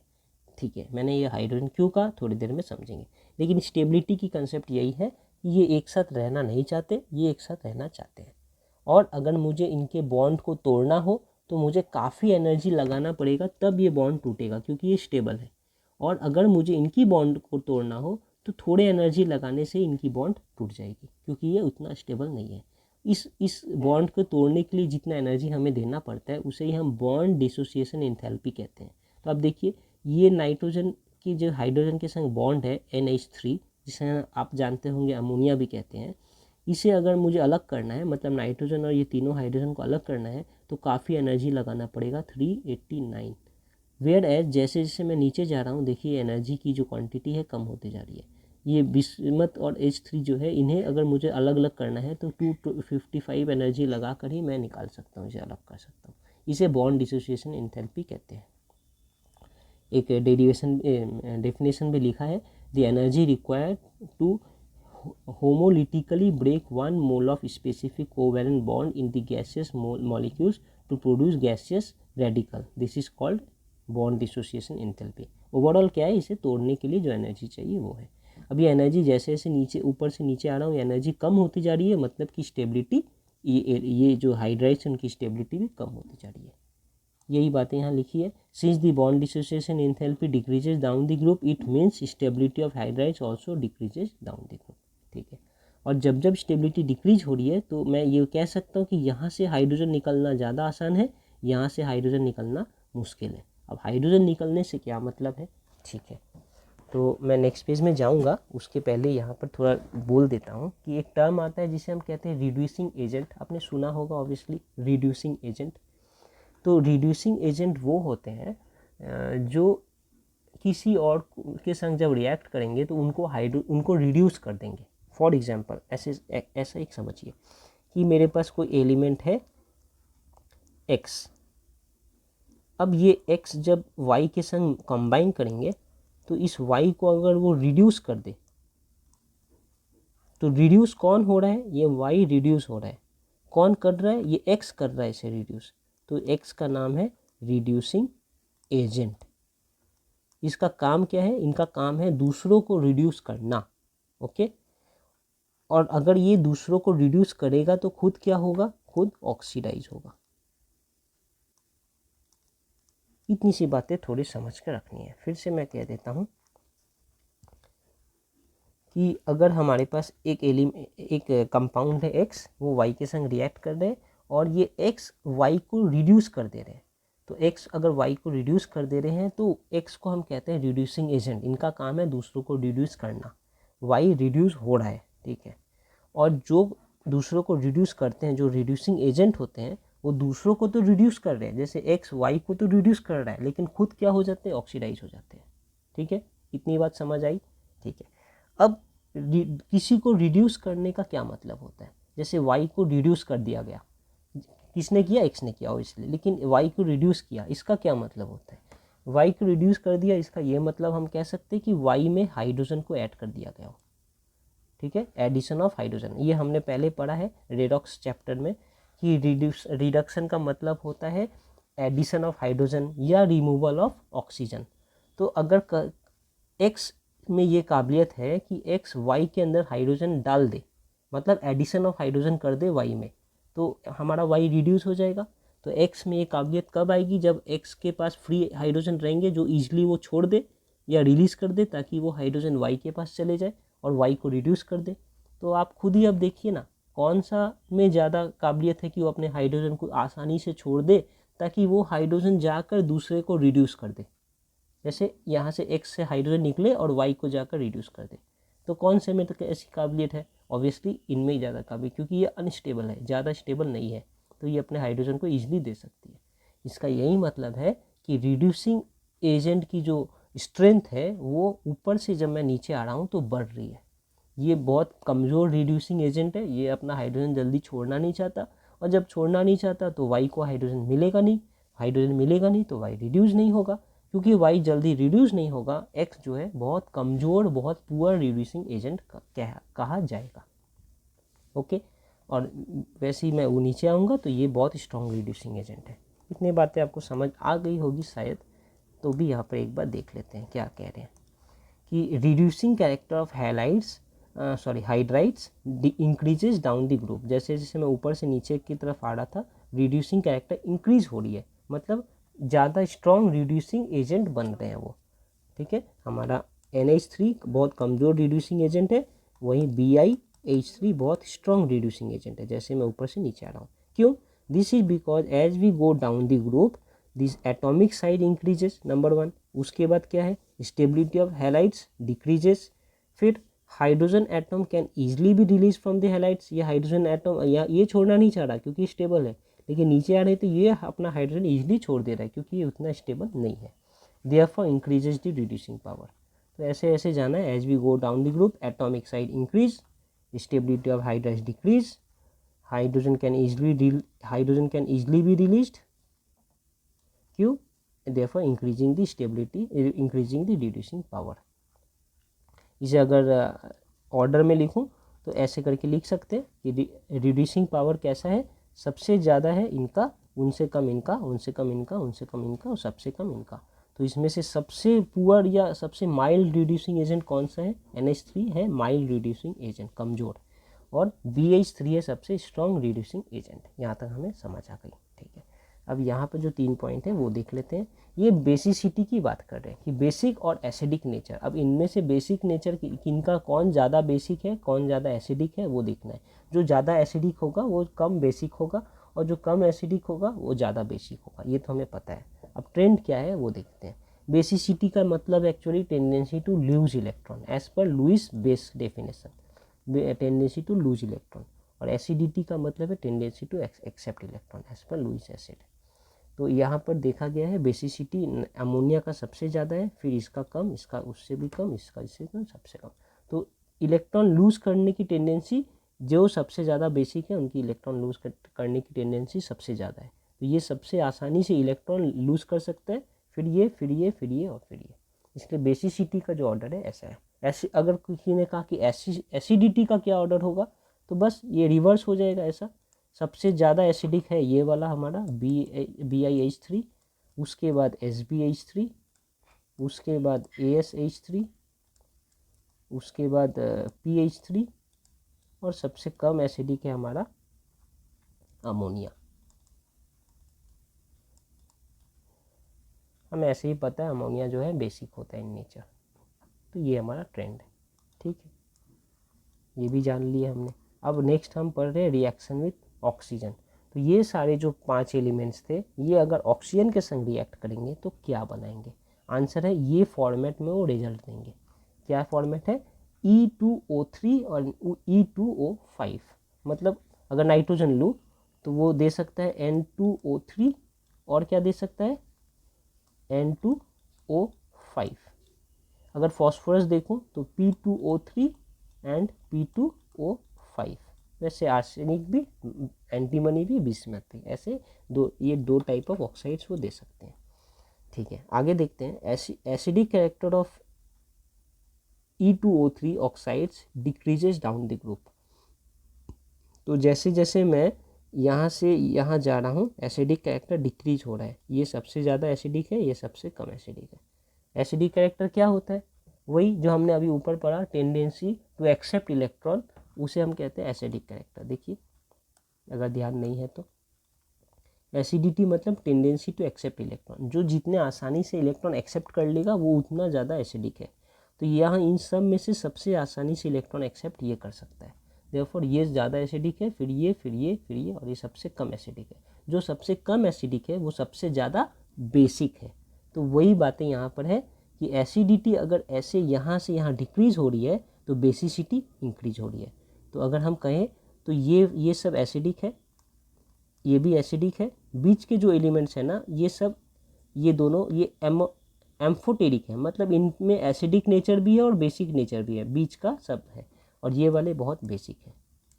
तो ये अगर मैं ऐसा लिखूं एम्फोटेरिक, तो अब अभी भी ट्रेंड जस्टिफाइड है कि जब मैं यहाँ से यहाँ जा रहा हूँ एसिडिक कैरेक्टर डिक्रीज होता जा रहा है और बेसिक कैरेक्टर इंक्रीज होता जा रहा है। देखिए इनका एसिडिक, ये एम्फोटेरिक, बीच के कुछ है, अब ये बेसिक होगा, ये बेसिक, ये एम्फोटेरिक, ये एसिडिक से सीधी सी बात है। ऐसे जा रहा हूँ तो एसिडिक कैरेक्टर डिक्रीज हो रहा है और बेसिक कैरेक्टर इंक्रीज हो रहा है। लिख देता हूँ acidic character decrease, basic character increase, बस इतनी सी बात है। वही बात यहाँ पर देखिए, दोनों के लिए ट्रेंड लिखा है, ये बेसिक कैरेक्टर के लिए। अब अगर रिएक्शन विथ हैलोजन देखो, तो रिएक्शन विथ हैलोजन जब हो रहा है तो हमें दो कंपाउंड फिर से मिल रहे हैं। जब ऑक्सीजन के संग रिएक्शन हो रहा था दो मिल रहे थे ना, E2O3 और एक था E2O5। NO5, है ना। यहाँ पर भी जब रिएक्शन हो रहा है तो मुझे दो मिल रहा है, एक है EX3 एंड EX5। यहाँ पर X क्या है, X है हम E तो पता है, E हमारे ये 5 एलिमेंट है, nitrogen, phosphorus, arsenic, antimony, bismuth. और X क्या है, X हमारे हैलोजन से, अभी थोड़ी देर पहले जो कहा था, fluorine, chlorine, bromine and iodine. अच्छा, ब्रोमीन एंड आयोडीन, ये सारे हमारे X है। तो इतने वेराइटीज ऑफ कंपाउंड यहाँ पर हमें मिलेंगे।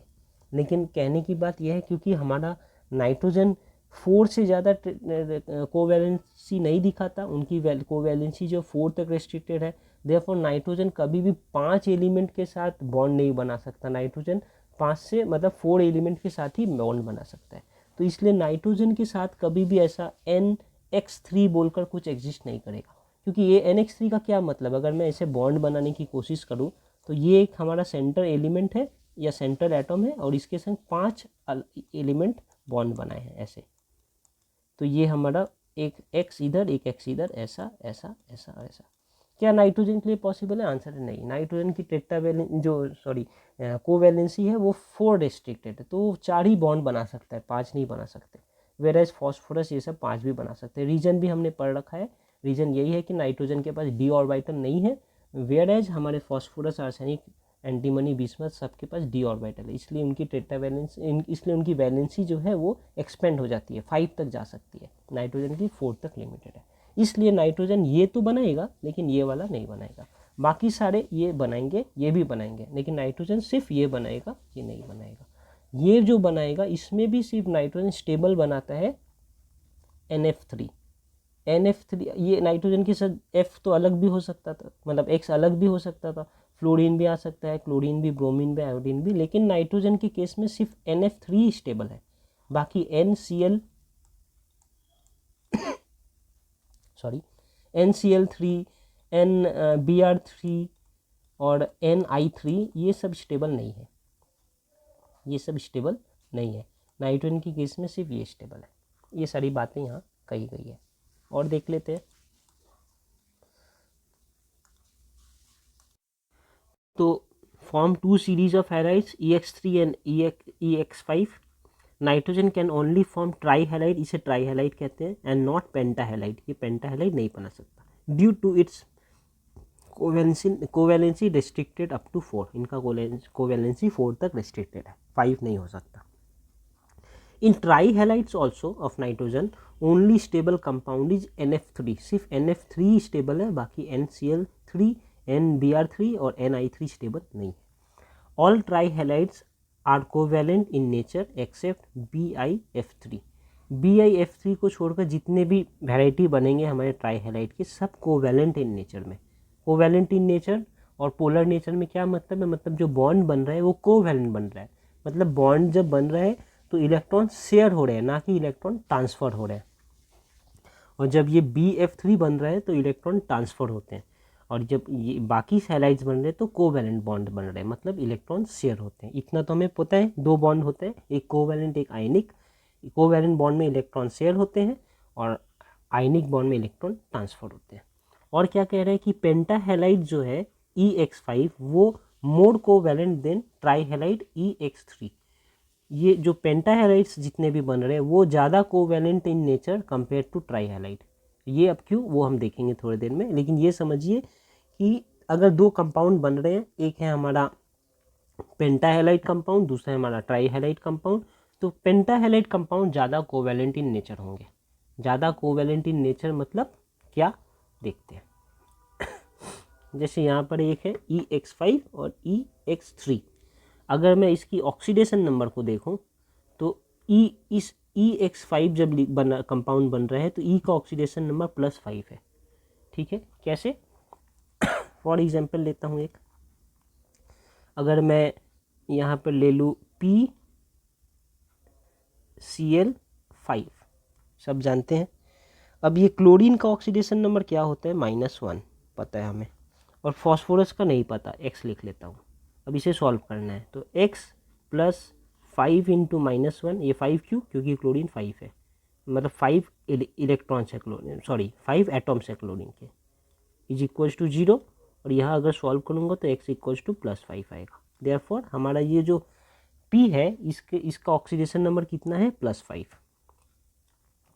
तो हमारे P का ऑक्सीडेशन नंबर है +5। वही बातें यहाँ पर कही गई है, देखिए यह लिखा है EX5 जब बनेगा तो हमारे E का ऑक्सीडेशन नंबर +5 होगा। सिमिलरली जब EX3 से कोई कंपाउंड बनेगा इस वैरायटी का, इस टाइप का, तो हमारे E का ऑक्सीडेशन नंबर +3 होगा। तो इसमें ऑक्सीडेशन नंबर +5 है, इसमें ऑक्सीडेशन नंबर +3 है। जिनका ऑक्सीडेशन नंबर ज़्यादा होगा वो ज़्यादा पोलर होंगे। यहाँ पर वही बात लिखा है, central atom E in pentahalide is in +5 oxidation state, whereas central atom E in trihalide is in +3 oxidation state.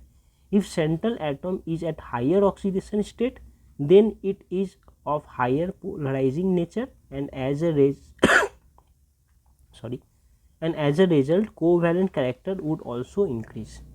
तो जिनका ऑक्सीडेशन नंबर ज़्यादा है उनका पोलराइजिंग नेचर ज़्यादा है और उनका कोवैलेंट कैरेक्टर भी ज़्यादा है। बस इतनी सी बातें ध्यान रखनी है। क्या क्या? Oxidation number, oxidation state higher है तो हायर पोलराइजिंग नेचर है and therefore higher covalent character है। यही कारण है कि पेंटाहैलाइड का covalent character is more than trihalide का कोवैलेंट कैरेक्टर। इनका ऑक्सीडेशन स्टेट +5, इनका ई का, और यहाँ पे ये जो ई है उनका ऑक्सीडेशन स्टेट +3। ओके, आगे देखते हैं कि नाइट्रोजन फैमिली अगर अदर मेटल्स के संग रिएक्ट करे तो फिर क्या दे रहे हैं। तो यहाँ पर वही लिखा है कि ऑल दीज एलिमेंट्स, मतलब नाइट्रोजन फैमिली के जितने भी एलिमेंट्स हम पढ़ रहे हैं वो 5 एलिमेंट्स, वो elements react with metal to form their binary compound exhibiting -3 oxidation state. इस जब वो कंपाउंड बना रहे हैं तो सब हमारे जो ये एलिमेंट्स है वो -3 ऑक्सीडेशन स्टेट दिखा रहे हैं। अभी तक हमने यहाँ पर +3 पढ़ा था, +5 पढ़ा था, माइनस का कहीं भी जिक्र नहीं हुआ था। अब -3 ऑक्सीडेशन स्टेट कब मिलेगा? जब हमारे नाइट्रोजन फैमिली के एलिमेंट्स मेटल के संग रिएक्ट करेंगे। अभी तक मेटल के संग रिएक्शन नहीं हुआ था। क्यों नहीं हुआ था? क्योंकि अभी तक हमने किसके संग रिएक्शन पढ़ा? हैलाइड्स के संग पढ़ा। हैलोजेंस क्या होते हैं? Non metals. ये जो फ्लोरीन, क्लोरीन, ब्रोमीन, आयोडीन सब नॉन मेटल है। उसके पहले क्या पढ़ा था? ऑक्सीजन के संग रिएक्शन पढ़ा था, ये भी नॉन मेटल है। हाइड्रोजन के संग रिएक्शन पढ़ा था, ये तो एक स्पेशल एलिमेंट में ही आता है। तो मेटल से जब पढ़ रहे हैं तो हमने देखा कि मेटल्स के संग जब हमारे फैमिली के नाइट्रोजन फैमिली के एलिमेंट्स रिएक्ट करेंगे तो वो ऑक्सीडेशन स्टेट दिखाएंगे -3 वाला। फॉर एग्जांपल यहाँ पर देखिए, कैल्शियम के साथ जब हमारा नाइट्रोजन रिएक्ट करता है तो वो दे रहा है Ca3N2। इसका नाम है कैल्शियम नाइट्राइड, ठीक है, TRID नाइट्राइड। कह रहे हैं कि इस नाइट्रोजन का ऑक्सीजन स्टेट उस समय -3 है। कैसे? देखते हैं। मान लीजिए मुझे नहीं पता कि ऑक्सीजन स्टेट नाइट्रोजन का क्या होता है। मुझे ये पता है कि कैल्शियम का ऑक्सीजन स्टेट +2 होता है। क्यों होता है? थोड़ी देर पहले ही मैंने डिस्कस किया था ना कि जब सोडियम है उनका जब आयन बनता है तो Na+ बनता है, लेकिन जब कैल्शियम का आयन बनता है तो वो Ca2+ बनता है। थोड़ी देर पहले ही किया था जब मेटल पढ़ रहे थे हम, रिएक्शन विथ मेटल्स। ये देखिए, जब ये सोडियम आयन बनेगा तो Na+ बनता है, कैल्शियम जब आयन बनते हैं तो Ca2+ बनता है। तो ये 2 इलेक्ट्रॉन लूज़ करते हैं, और या 2 इलेक्ट्रॉन लूज़ कर सकते हैं, ऐसा मैं कह रहा हूँ। तो ये 2 इलेक्ट्रॉन लूज़ कर सकते हैं, इसलिए इनका ऑक्सीडेशन स्टेट +2 है। तो यहाँ पर मैं कैल्शियम का ऑक्सीडेशन स्टेट जानता हूँ कि कैल्शियम का ऑक्सीजन स्टेट +2 है। नाइट्रोजन का मुझे नहीं पता, सॉल्व करके निकालना पड़ेगा, निकालूंगा। तो कैल्शियम के लिए मैं लिख सकता हूँ ये 2 × 3, ठीक है, +2 × 3 ऐसा, प्लस नाइट्रोजन का नहीं पता x × 2, ठीक है, =0। इसे सॉल्व करूँगा तो 6 + 2x = 0। फिर 2x = -3 and x = 2x = -6 and x = -3। तो हमारे नाइट्रोजन का ऑक्सीडेशन स्टेट कितना है? -3। ऐसे ही बाकी जितने एलिमेंट्स हैं उनका भी आप सेम ऑक्सीडेशन स्टेट मिलेगा। यहाँ पे जितने भी एलिमेंट्स हैं, ये nitrogen, phosphorus, arsenic, antimony, bismuth, सबका ऑक्सीजन स्टेट -3 है। तो जब भी हमारे ग्रुप 15 एलिमेंट्स या नाइट्रोजन फैमिली के एलिमेंट्स मेटल के साथ रिएक्ट करेंगे तो ऑक्सीजन स्टेट -3 होगा। ऑक्सीजन स्टेट को हम एलिमेंट के जस्ट ऊपर ऐसे लिखते हैं, यही इनका स्टैंडर्ड फॉर्मेट है लिखने का। ठीक है, ये भी हमने देख लिया। कुछ क्वेश्चन आंसर्स देख लेते हैं। दो nitrogen exhibits +5 oxidation state, it does not form pentahalide. Nitrogen का ऑक्सीडेशन स्टेट +5 है लेकिन वो पेंटाहेलाइड नहीं बनाते। रीज़न क्या है? सेम रीज़न यही है कि उनके पास d ऑर्बिटल नहीं है, इसलिए वो एक्सपेंड नहीं कर सकते, उनका टेट्रावैलेंसी 4 से ज़्यादा नहीं हो सकता, इसलिए उनका ऑक्सीडेशन स्टेट +5 होने पर भी वो पेंटाहेलाइड नहीं बना सकते, क्योंकि इनका जो टेट्रावैलेंसी है, बॉन्ड जो है वो 4 ही उनके पास हाथ पांव है, 4 बॉन्ड बना सकते, इससे ज़्यादा वो नहीं बना सकते। हालांकि उनका +5 ऑक्सीडेशन स्टेट हो लेकिन वो बॉन्ड 4 ही बनाएंगे। ये हुआ। फिर NH3 has lower boiling point than pH3 has lower boiling point than NH3। अब इनका बॉइलिंग पॉइंट कम है, इनका बॉइलिंग पॉइंट ज़्यादा है। बॉइलिंग का क्या मतलब होता है कि वो पहले लिक्विड स्टेट में थे, लिक्विड से मैं हीट किया तो बॉयल होकर वेपर बनकर उड़ गए, ठीक है ना। तो जिनके बीच में बॉन्डिंग ज़्यादा होगा, मैं मानता हूँ ये हमारे नाइट्रोजन नहीं, ये अमोनिया के मॉलिक्यूल्स है, और फिर यहाँ पे मान लेता हूँ ये फॉस्फोरस के मॉलिक्यूल्स है, pH3 के मॉलिक्यूल्स है, और ये NH3 के मॉलिक्यूल्स है। मैं बॉयल करूँगा, जल्दी कौन उड़ जाएगा? कम टेम्परेचर में ही कौन बॉयल करके वेपर बनने लगेंगे? जिनके बीच में बॉन्डिंग पुअर होगी। तो यहाँ कह रहे कि pH3 has lower boiling point, pH3 का बॉइलिंग पॉइंट कम है, मतलब इनके बीच में जो एटम्स के बीच में जो बॉन्ड है वो पुअर है। इनके जो एटम्स के बीच में, अमोनिया के जो एटम के बीच में बॉन्ड है वो स्ट्रॉन्ग है, इसी के लिए इनको ज़्यादा हीट चाहिए वेपर बनने के लिए। ये बॉन्ड को छुड़ा कर एयर में उड़ने के लिए इसे ज़्यादा हीट चाहिए। ऐसा क्यों? इनके बॉन्ड स्ट्रॉन्ग क्यों है? तो आंसर है इनके बॉन्ड स्ट्रॉन्ग इसलिए क्योंकि इनमें हाइड्रोजन बॉन्डिंग देखा जाता है, फॉस्फोरस में हाइड्रोजन बॉन्डिंग नहीं देखा जाता। अब इसमें हाइड्रोजन बॉन्डिंग क्यों देखा जाता? वो भी सेम रीज़न है, इनका एनामिलस प्रॉपर्टी। हमने पढ़ा था एनामिलस प्रॉपर्टी में सबसे पहला वर्ड क्या लिखा था कि इनका साइज़ छोटा है, क्योंकि नाइट्रोजन का एटम के साइज़ छोटे हैं, इसलिए इनमें हाइड्रोजन बॉन्डिंग देखा जाता है। इनके साइज़ बड़े, हाइड्रोजन बॉन्डिंग नहीं है। हाइड्रोजन बॉन्डिंग होने के कारण इन बॉन्ड का स्ट्रेंथ ज़्यादा है और इसे ज़्यादा हीट चाहिए इसे छुड़ाकर हवा में उड़ने के लिए, वेरेज फॉस्फोरस कम हीट में ही वेपराइज हो जाएंगे, इसलिए boiling point of phosphorus is lower then boiling point of ammonia. इतनी सारी बातें सिर्फ समझने की थी। वर्ड्स में इतना ही है कि unlike ammonia pH3 molecules are not associated through hydrogen bonding, इनमें हाइड्रोजन बॉन्डिंग नहीं है in liquid state, therefore boiling point of pH3 is lower than NH3। Very good. फिर why are pentahalides more covalent than trihalide. अभी हमने थोड़ी देर पहले पढ़ा कि पेंटाहेलाइड में क्या होगा, हमारा ऑक्सीडेशन स्टेट +5, ट्राईहेलाइड में हमारा ऑक्सीडेशन स्टेट +3। अब जब हायर ऑक्सीडेशन स्टेट होता है that means higher polarising power, higher polarising power means more covalent character, ठीक है। तो इसलिए ये ज़्यादा कोवेलेंट है कंपेयर टू ये, लिटरेचर में लिखा है यहाँ। अच्छा, why is BiH3 stronger reducing agent among all the hydrides. अब तो ये तो इजी है, जितने भी हाइड्राइड्स हैं उनमें से ये सबसे स्ट्रॉन्गर रिड्यूसिंग एजेंट क्यों है? क्योंकि ये सबसे लेस स्टेबल है, ये स्टेबल नहीं है, ये टूट जाना चाहता है, और टूट जाएंगे तो हाइड्रोजन इनका फ्री हो जाएगा। जिनके भी संग ये रिएक्ट करेंगे उनको ये अपना हाइड्रोजन थमा देंगे, और जो हाइड्रोजन थाम लेगा, जो हाइड्रोजन ले लेगा वो रिड्यूस हो जाएगा खुद में। तो वो रिड्यूस हो गया, और किसने रिड्यूस किया? ये BiH3 ने रिड्यूस किया, देयरफॉर BiH3 बहुत स्ट्रॉन्ग रिड्यूसिंग एजेंट है भाई। यही लिखा है कि ऑर्डर ऑफ स्टेबिलिटी है इनका, ये ज़्यादा स्टेबल है, इनका स्टेबिलिटी सबसे कम है। Because BiH3 is less stable among the halides, it can easily release hydrogen atom and therefore exhibit strong reducing character, ठीक है ना।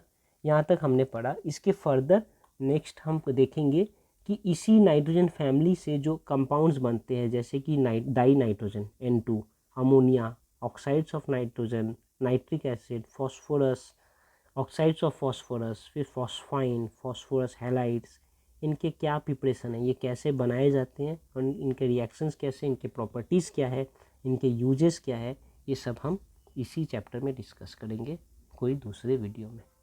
Thank you.